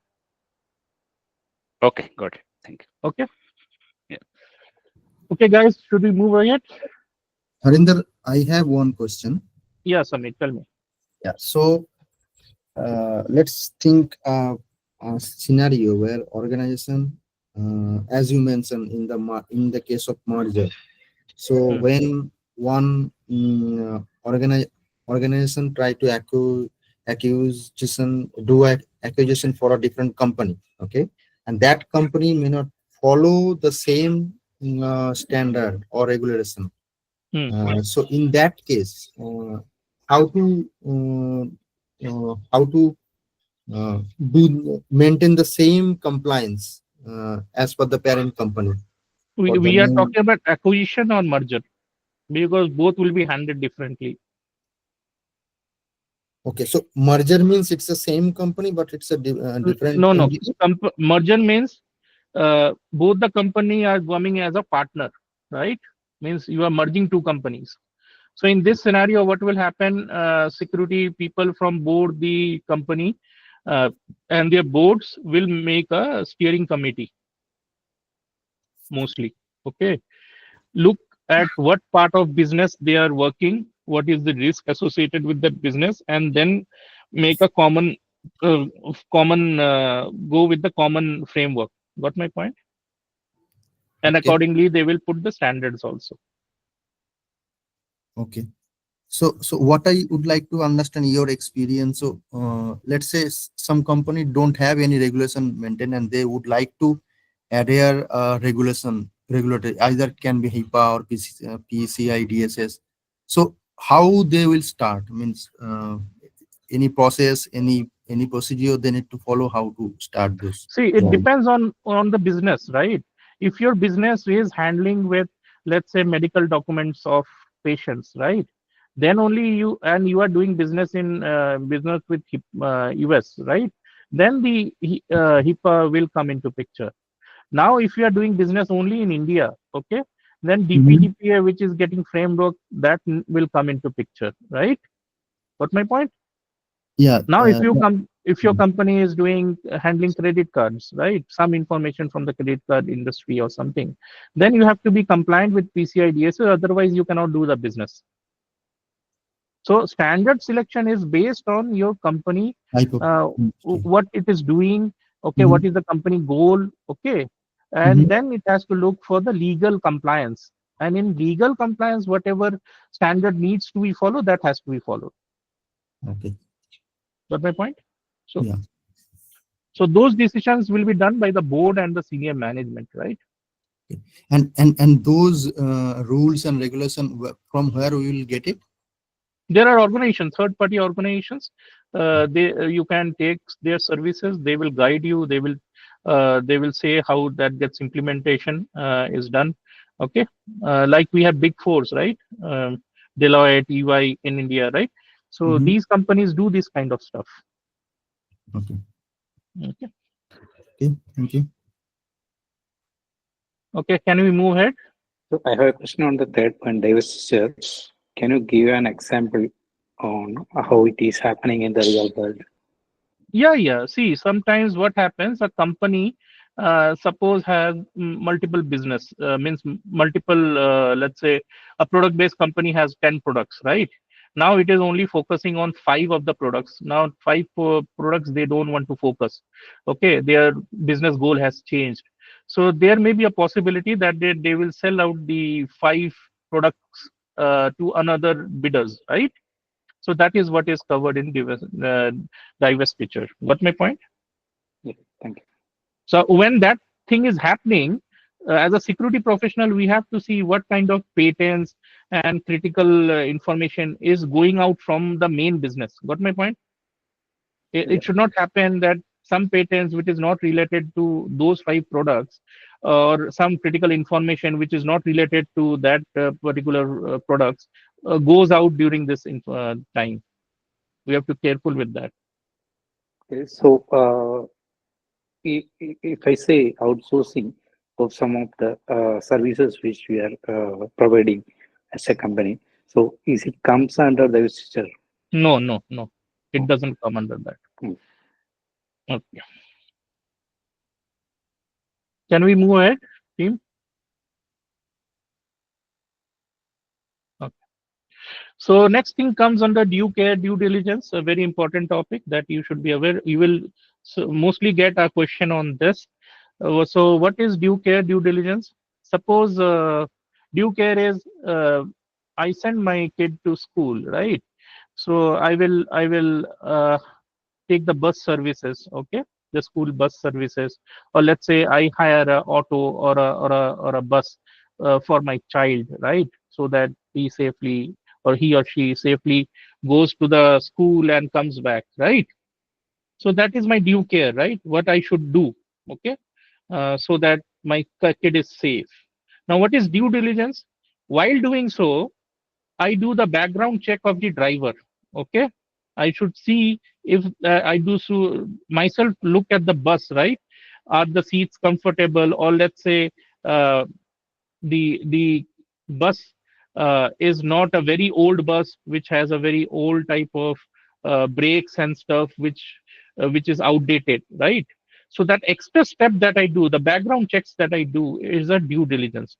Please understand, when we are talking about due diligence and due diligence comes first and then due care comes in, right? Because you have to be extra cautious that background checks and everything has to be done beforehand, so that you can take that bus ride for your school, for your kids' school. Got my point?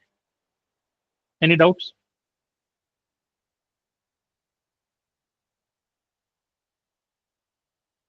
Anyone? Are you okay with my example? Yeah. Okay, great. Because I used to get confused in due care and due diligence, and that is why I put it here. Okay. Now, what is the governance challenges? Some of the things are maybe overlapping with Dinesh's slide, But yeah, governance challenge is almost the same. Complexity across organizations. Governance depends. Complexity means if my enterprise is looking after multiple business, right, then there will be complexities. So that is one thing that is a challenge. Then evolving regulatory landscape. Now earlier there was no data protection law in India. Okay, some were there, but not that huge. But now DPDPA is coming, so the evolve there's a evolve in the landscape, right, of doing business in India. So that is there. Then resource constraint. Okay, most companies, it depends on the budget, right? Finally, everything which you implement will depend on the budget of the enterprise or the organization. If the budget is not there, okay, how will you get skilled personnel? Okay, how will you implement every step, right? All the controls. That is a challenge, right? Then there's a resistance to change. We are all humans, right? Human beings, as humans, we like to do whatever we are already doing. Okay, like if you are using Windows system, okay, tomorrow if I give you a Linux laptop which is better, you will not like it, right? Because you are accustomed to the way how Windows system functions, right? You are comfortable with it. Got my point? So same thing. We as humans, everyone has the same mentality. We are comfortable with whatever we are doing. Change is always a pain. Got my point? Any questions here? Okay, let's move it. What are the success factors of governance? Select and customize governance framework to meet organization needs, right? As I told you, depending on your business, you have to select the proper governance framework. Periodic reviews for alignment and evolving business needs. Okay, this has to be done. Otherwise, uh, see, governance, if your business changes, right? Suppose you were earlier doing data, something to do with data, and now you are also including PII into your business, right? You are collecting some data from the individuals. Then obviously the governance framework that you selected earlier will not be sufficient, right? Now you have to look for a framework which will also cater for this, right? So that needs to be done. Okay, then employee training to ensure compliance and awareness. Employee, see, the weakest link in security is the human being, right? So constant training of the employees is very essential, right? Awareness trainings. Okay, these are very important. Integration with regulatory and legal frameworks. Okay, once you have selected the govern framework, then you also should look into the standards that your company needs to do the business, right? Regular audits and assessment and gap assessments. You are aware of what is a gap assessment? Anyone? Gap assessment? No. Okay, so gap assessment is like Basically, it's an audit only. Yeah, Deepu, you're saying something. yeah. So a gap assessment is when you check the organization's current policies, procedures, standards, etc., with the industrial standards and see how much gap is there, and you try to fix that. Absolutely. See, the target is you want to meet the industry standard. Now you do an audit. Now to reach there, what are the steps that you need to perform? That is a gap, right? So that is a gap assessment. So once you look into those gaps and complete it, you meet the industry standard. Got my point? Very good, Deepu. Yeah. Okay. Then we have automation and tools, use governance, risk and compliance, GRC tools. Somebody was asking me, asking in the earlier session, what are the GRC tools available, right? RSA Archer, Metric Stream, ServiceNow, these are some of the knowns, right?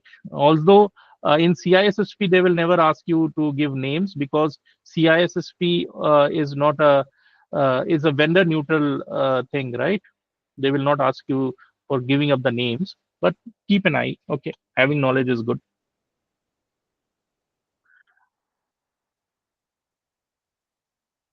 Okay, any questions in this slide?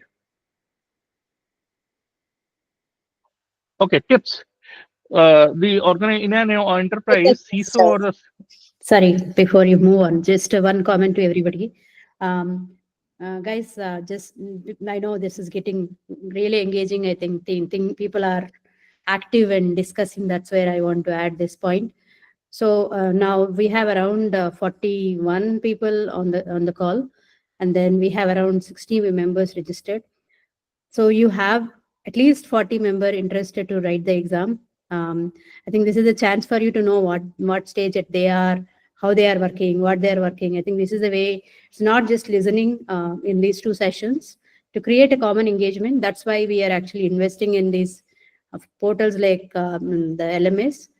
So my request for everybody is to take advantage of that platform. Otherwise, it's not worth of using that money, even though it's less, whatever you paid. So the money what you're paying is actually going back to these tools and backend. So use that so that you are effectively utilizing your connections, build your engagement, and also move forward in your career. So double click. I think the point what I want to tell in between is that not just keep it limited to this 2 hours of learning, but take it to the next level and have that engagement through the forums. Back to you, Harinder. Thank you, Satyavati. Actually, Satya is doing a lot for the community, and we should appreciate it. That portal she is talking about is really coming up well, and that also needs your contribution in the say your inputs. Whatever you require, you can put as a comment or a community, right? That will be looked into. Okay, now coming back, tips. CISO or CSO should report to the highest position, such as CEO. Why I'm telling this? Because if the CISO is reporting in a hierarchy, it is reporting to some lower positions, then obviously there are chances that whatever he wants to implement for the security of the enterprise may not get the proper budget. Okay, so that is there. If the security manager and then security manager should not report to the department which is looking after IT, because then it will become a conflict of interest. Okay. Then security team and IT team may report to CIO, both of them. Okay. So these are some of the tips. Question.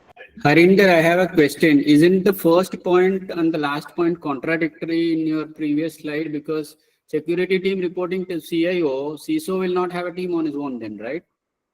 No, I'm telling, in case in your hierarchy there is a CIO, then the security and there is no CISO. Okay. In that scenario, what I am trying to say, he should not mean security team in any case should not report to someone who is looking after IT. Got my point?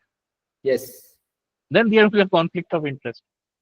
The person which is implementing and person which is implementing, doing audits, they should not be on the same head, right? Yeah, maker checker should be there for sure. Yeah. Okay. Now question, which of the following best describe the role of governance in an organization's information security program? What do you think? Hello? Is it B? B for Bangalore. So you understood, right? If you are understanding that B is the correct answer, then the session was good, right? Thank you. Okay, great. Next one. In context of information security governance, who is primarily responsible and accountable for ensuring that security aligns with organization goals and complies with legal and regulatory requirements? Tell me. CISO.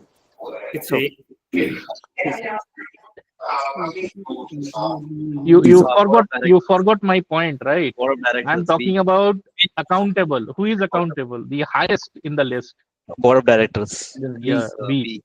Board of Directors. Got my point? CISO is responsible.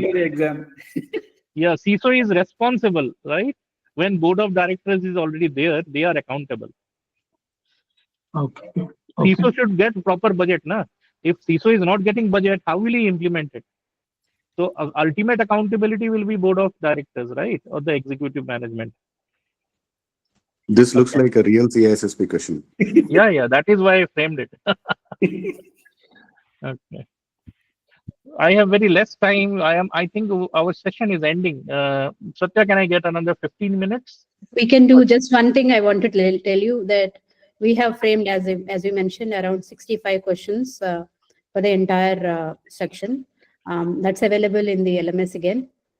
So do use that. And those are really based on the CISSP methodology, like the complex questions mix of complex and moderate questions. So it's important that you use that, take to that. As of now, we are not putting any system to make that as a completion for course completion certificate. We'll come forward future that how can we increase that compliance rate into the LMS. But it's for you, for the benefit of you, that you can take advantage of these questions in every module and take to the next layer. It's not possible for us to cover the questions in the limited time. That's why it's outside. Yeah. Very, very well said, Satya. Do as much questions wherever from you get if you are going for CISSP. Any resource talks about questions, practice it. Okay, so now I will copy very quickly, try to go over threat modeling and supply risk management. Okay, now what's happening here? Any idea what's happening, guys? Okay, yeah, looking for threats, right? He's trying to identify where are the threats, right? Okay. Prerequisite, as you know, threat modeling is not a silo process. It is not an individual process. It depends on multiple other process like asset inventory. Till the time you don't know what is your asset, tangible and intangible, you cannot safeguard it, right? You cannot do anything. So first thing that you should do is get an asset inventory done properly. Then comes the asset valuation. Okay, means only business owners of those assets will be able to know what kind of valuation is given to that asset, and this valuation is very important to know the criticality of that particular asset, right? Got my point? Depending on that, you should do a BIA, business impact analysis, in the sense asset may not be a very costly one, okay, but business depends on it, so that makes it more critical. Okay, so that information will only come if you do a business impact analysis. That is a process. Okay, list of organization assets annotated and reflect the criticality of each. Okay, so how do you do a business impact analysis? By survey, financial audit, customer response. There are multiple methods. I'm not going deep into it, but these all things are important, right? And then comes a threat. So can I control a threat? Anybody? Can I control threat? No. Yeah, control. You can control that. No, No. Why? Because that's not under my power, right? it's external to the It's organization. external. It can be external. So I cannot control the threat. So, but what I can do is I can try to reduce the risk. Okay, by employing certain controls over it, security controls over it. Okay, so threat model is nothing. It is trying to see for a particular asset, what are the threats that can be there. Okay, I'm trying to get that information. Depending on that, what will happen? The control, security controls will be implemented, right? Depending on the risk capacity of the company. Got my point? So normally when we talk about data, so we look at the STRIDE model: spoofing, identity, tampering with data, repudiation, information disclosure, denial of service. Okay, so this has been created by Microsoft. So once you are working on a data, so this is a good threat model. Then we have these, know about this, right? I am running a little fast, but please look into this, because these comes into exams, right? What is the pasta method? What is a bread? What is octave, right? Okay, what is vast? Vast is mostly a thing which is used for DevOps teams, right? So these are the ways how you can identify the threats, and how you look into what kind of threats can affect your business. Okay. Any doubts? Any queries? Okay, if there is no questions, I will move ahead. Question?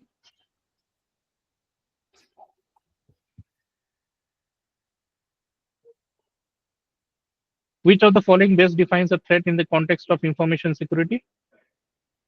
D for Delhi. The impact of okay. The impact of successful attack on an organization system and data. So what is that? A potential weakness. Potential Face weakness, vulnerability. C. Answer okay. is C. Likelihood. So that's a risk, right? That is the definition of risk. C. A is vulnerability. B. So only remaining is B, an event, right? Or condition. So you know about the event, right? Anything happening is an event, right? And when the event has a negative impact, then it becomes a threat. Please understand that. Okay, are you clear? Can you explain that? I mean, See, can you put lights on it? yeah, sure. Let's have an example, right? You have a data center, and every day you go to that data center for some maintenance. You open the door, close it. These are all events, right? Now, on one day, suppose there is a thing that you forgot to close the door. The door stayed open, and some unauthorized people went inside that data center. That becomes a threat. Correct?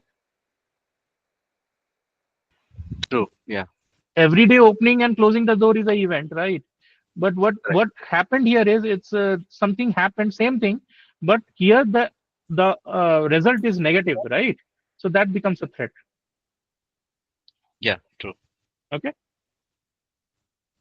Okay.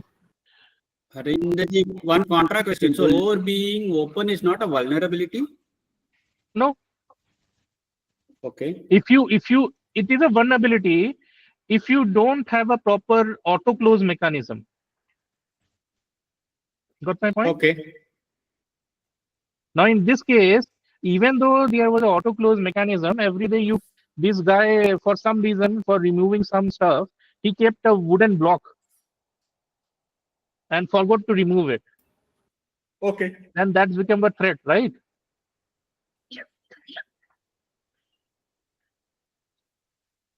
Okay, vendor risk and supply chain management. Okay, vendor risk, supply chains focus on identifying, assessing, and mitigating this risk to ensure the security and resilience of organization extended network. Obviously, no organization can be there without any external vendors or suppliers, right? So how do you ensure security of that? Okay, so the challenges are lack of visibility. When we are preparing our framework and implementing controls, we are only looking at our organization. We forget looking at the supplier or the vendor, right? So lack of visibility. Okay, dynamic threats. Vendors can change anytime, so the threats are also dynamic, right? Resource constraints. You don't have so many people to look into all the vendors and everything, right? Compliance requirements. Okay, suppose the framework or the standard you are following is not having any pointers for the external suppliers, then obviously the compliance will not come into picture, right? So these are the challenges. Okay, now to go over it, we have vendor risk management strategies. Okay, vendor assessment. So it said that when you are looking and going to employ a particular vendor or supplier, go thorough, right? Do your due diligence on the vendor security practices. You should look at what standards they are having. Got my point? If you are suppose today you are buying a particular hardware from some company, okay, so in that you should understand and ask them. There are some standards known as EAL, right? So what level they are at, right? So you should look into that, and if it meets your requirement, then only go ahead and do business with that third-party vendor. Got my point, right? Then contracts and SLAs. Suppose today you are using cloud for hosting some services, right? So anything that you want, the vendor should be doing, right, as per your standards, your framework that you are using, right, as per your business requirements to meet the standards. That should be correctly stated in the SLA and the contracts, right? And that should have a penalty associated with it. If the company does not do it, then they have to shed out money, okay, or if we go with the legal consequences. Got my point? Without penalty or legal consequences, the contract and SLA holds less value. What's my point? Yeah, I just have one question. Yeah. So regarding this standardized questionnaires, so assume that I have closely to around 5,000 plus vendors who are supplying different varieties of components to me. So Yeah. would there be a governance body to tell that these are the set of questions mandatory that you need to ask? Is it something that it is always standardized, or for each vendor I need to ask a different set of questions? See, very interesting question. Obviously, it will depend on what kind of uh, thing the vendor is supplying, right? You Mhm. cannot uniform two vendors, one who is supplying you fruits in the company and the Mhm. other which is giving you some chips, right? Chips in Mhm. the sense electronic chips for Correct. for your thing, right? So Mm. obviously, it depends on the line of business and what kind of things you are taking from that particular vendor. Got my point? Got it. So these questions, is there any governance body where I can go refer, or it is something that the business has to put these questions based on their experience? See, normally business, what they should do is Mm. the best answer that this will have is your business owners, right? Mm-hmm. Suppose you have, let's a product company, right? Mm-hmm. Which is developing a firewall, right? It needs some chips to be put in that appliance, right? Mm-hmm. So they are the best people who can tell to take these chips. What are the standards that should be maintained? Got my point? And Yep. accordingly they should be Mm. part of the team who are providing the RFP and stuff, right, before purchase of that item from the vendor. Got it. Thank you. Got my point? Yep. Okay. Yep. Okay. Yeah. Any other questions? Okay. Supply chains management, threat modeling, identify potential across the supply chain. Uh, there was one attack, as I think it has already been covered. Okay, not attack. Something happened with Windows systems, right? Sometime back, due to cloud strike update, right? All the Windows systems started going down, and multiple business were affected, right? So yeah, potential vulnerabilities across the supply chain, secure procurement, ISO standards are there, right? There are EAL standards. Please look into that, depending on the business, right? And the item that you are taking from the vendor.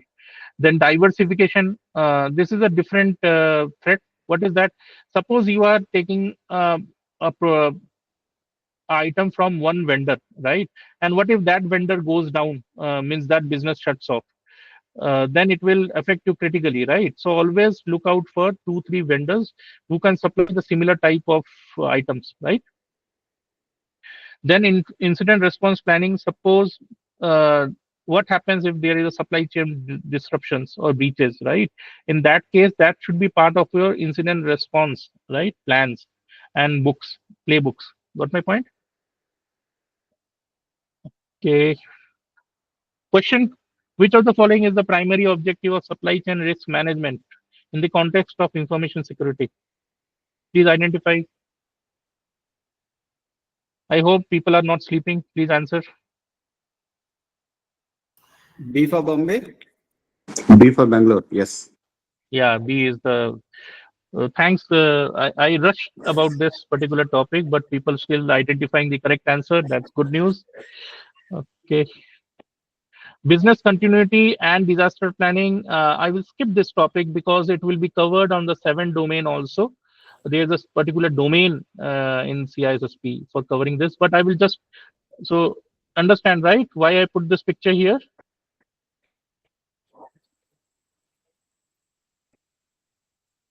Okay, I will just go through 5 topics. That is critical operation. What is a critical path? Mission critical functions are those activities and functions that organization needs to perform to stay operational, right? So that has to be decided, and that depends on BIA. Got my point?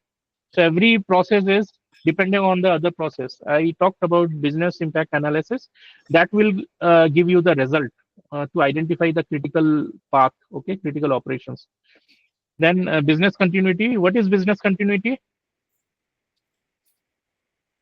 Business continuity is it's a temporary state, in the sense something happened to your critical path, right? The critical business path, mission critical operation, something happened. So till the time the system does not come back to the normal state, you are in business continuity mode. Means you should have a plan to run your business during that time. It's a temporary thing. Okay, but to recover back the system to the original state, we need to go with disaster recovery. So that's the difference between BC, that is business continuity, and DR, that is disaster recovery. Got my point? Then some important topics, that is maximum tolerable downtime, MTD. Maximum allowable downtime is the time, okay, limit after which the company will not have business. Okay, it will shut down. So it is a maximum allowable time, right? Recovery time objective, target time set for recovering from an interruption. It has to be less than MTD. Why it has to be less than MTD? Because if it crosses MTD, then you have no business left. Got my point? And recovery point objective, amount of data the organization is ready to lose, okay, within a time frame. Got my point? Let's say organization has backups and 15 minutes of data gone is fine, they can tolerate it. So that is what a recovery point objective is. But if it is going on to 20 minutes, obviously, then it comes into MTD. They cannot avoid it, right? Any questions here?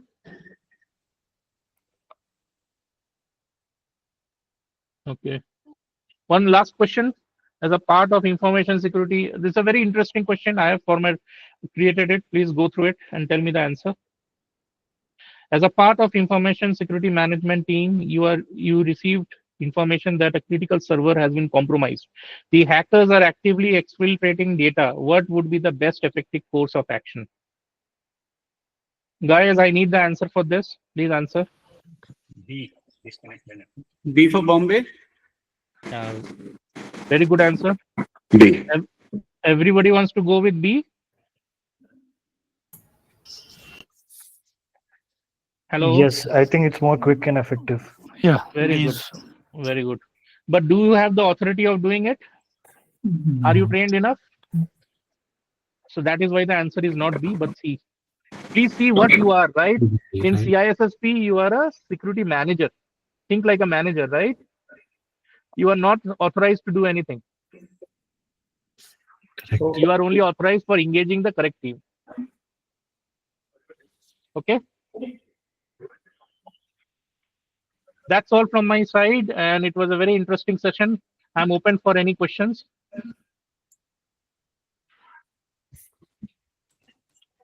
Any question, folks? No, Ji. Okay, then thank you for the session, and I will wait for your feedbacks. And thank you for listening me so patiently, and all the best for your CISSP journey. Thank you.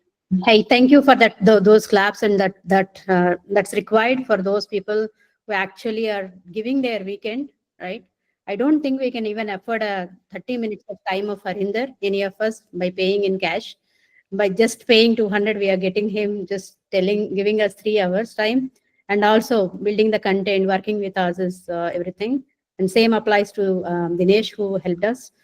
Just be aware, this is a voluntary activity we all take just to build the community as much as we can do, to make the trainings affordable to as many people as we can, so that we have more professionals.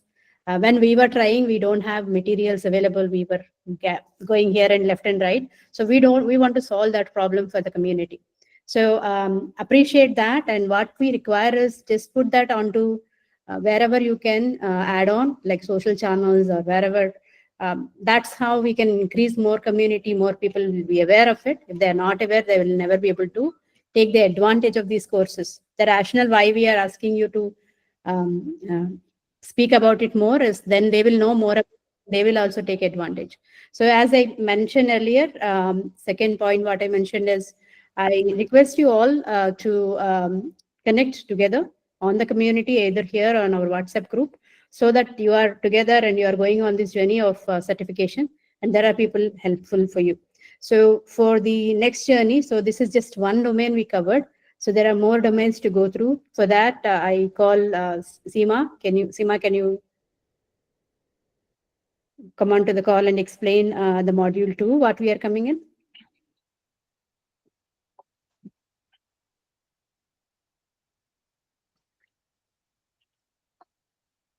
It seems Seema has some technical issues. So let me tell you. So we are coming up with a module 2 where we are going to cover 2 domains, which is asset management and security engineering. The 2 domains of the CISSP will be covered. That's a longer session. It's not just 2 hours, it's 2.5 hours. So I'm expecting it may not be finished even at 1:30. We might need to push it maybe at 10 o'clock. We will discuss and come back with the timings. And the trainers, one of the trainers will be for sure Harinder. Thank you, Harinder, to accept for continuing us in the module 2. So if you are interested, just watch for it. And we are going to announce the module 2 soon. Same with the other modules as well, which are coming up as the way we are progressing.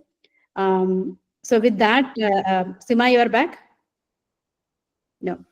If there is nothing, then I just want to thank a lot of people on this call who made this happen.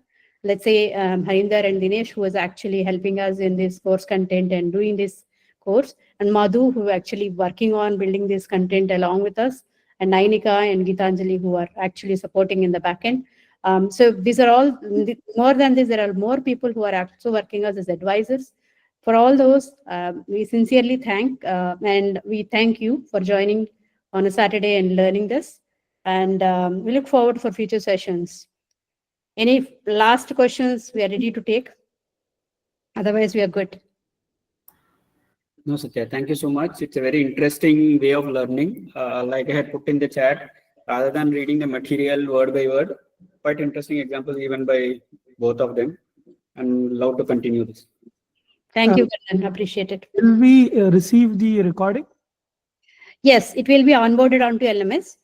So it give us some time. We just need to check any technical issues in the recording, and recording will be uploaded onto the LMS page or onto the YouTube and connected back to this page. Yes. But for sure, what we want more is that we want the feedback from you, and also we also want input that you got certified. Maybe in 1 week or so, you are saying, yeah, I completed my certification. So do let us know when that happens. So we are looking forward for your success. Satya, I have a question. How many months we are planning to complete all these sessions? We are planning to cover like every month. We want to cover 2 sessions, 2 modules. So we had just 1 module. So 2 modules each. There are 6 modules. It should be finished by April 1st week.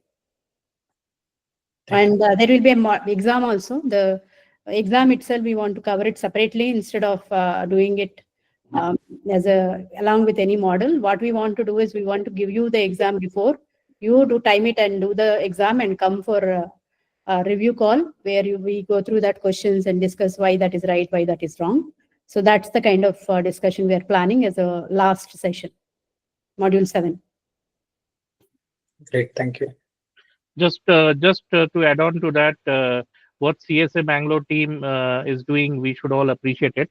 And the motivation comes from your feedbacks. Please give proper feedbacks in the site, in the community, and that brings the motivation. Thank you.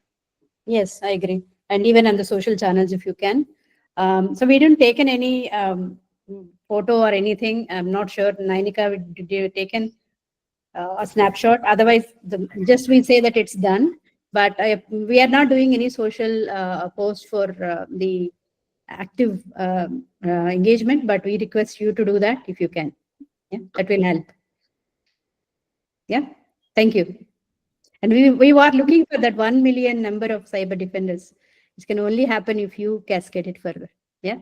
Thank you. Can you also add the future courses details onto the website? Because I didn't find it this time. I had to go through the WhatsApp and get the link. No, it's available now, as we said. So in spite of our regular work, we are trying hard to get this game, the LMS built.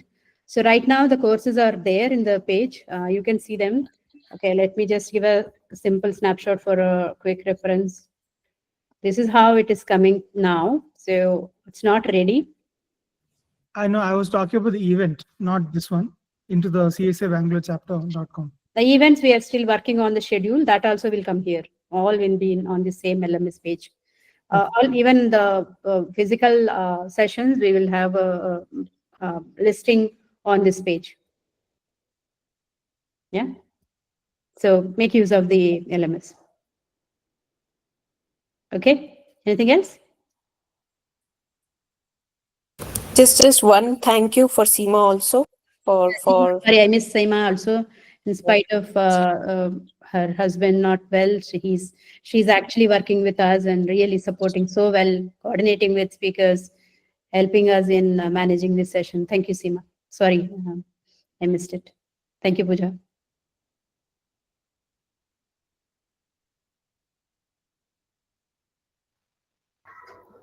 Thank you so much. Okay, Thanks, thank you everyone. all. Have a good day. Thank you. Bye-bye. Thank you. Bye. Thank you and bye everyone. Thank you.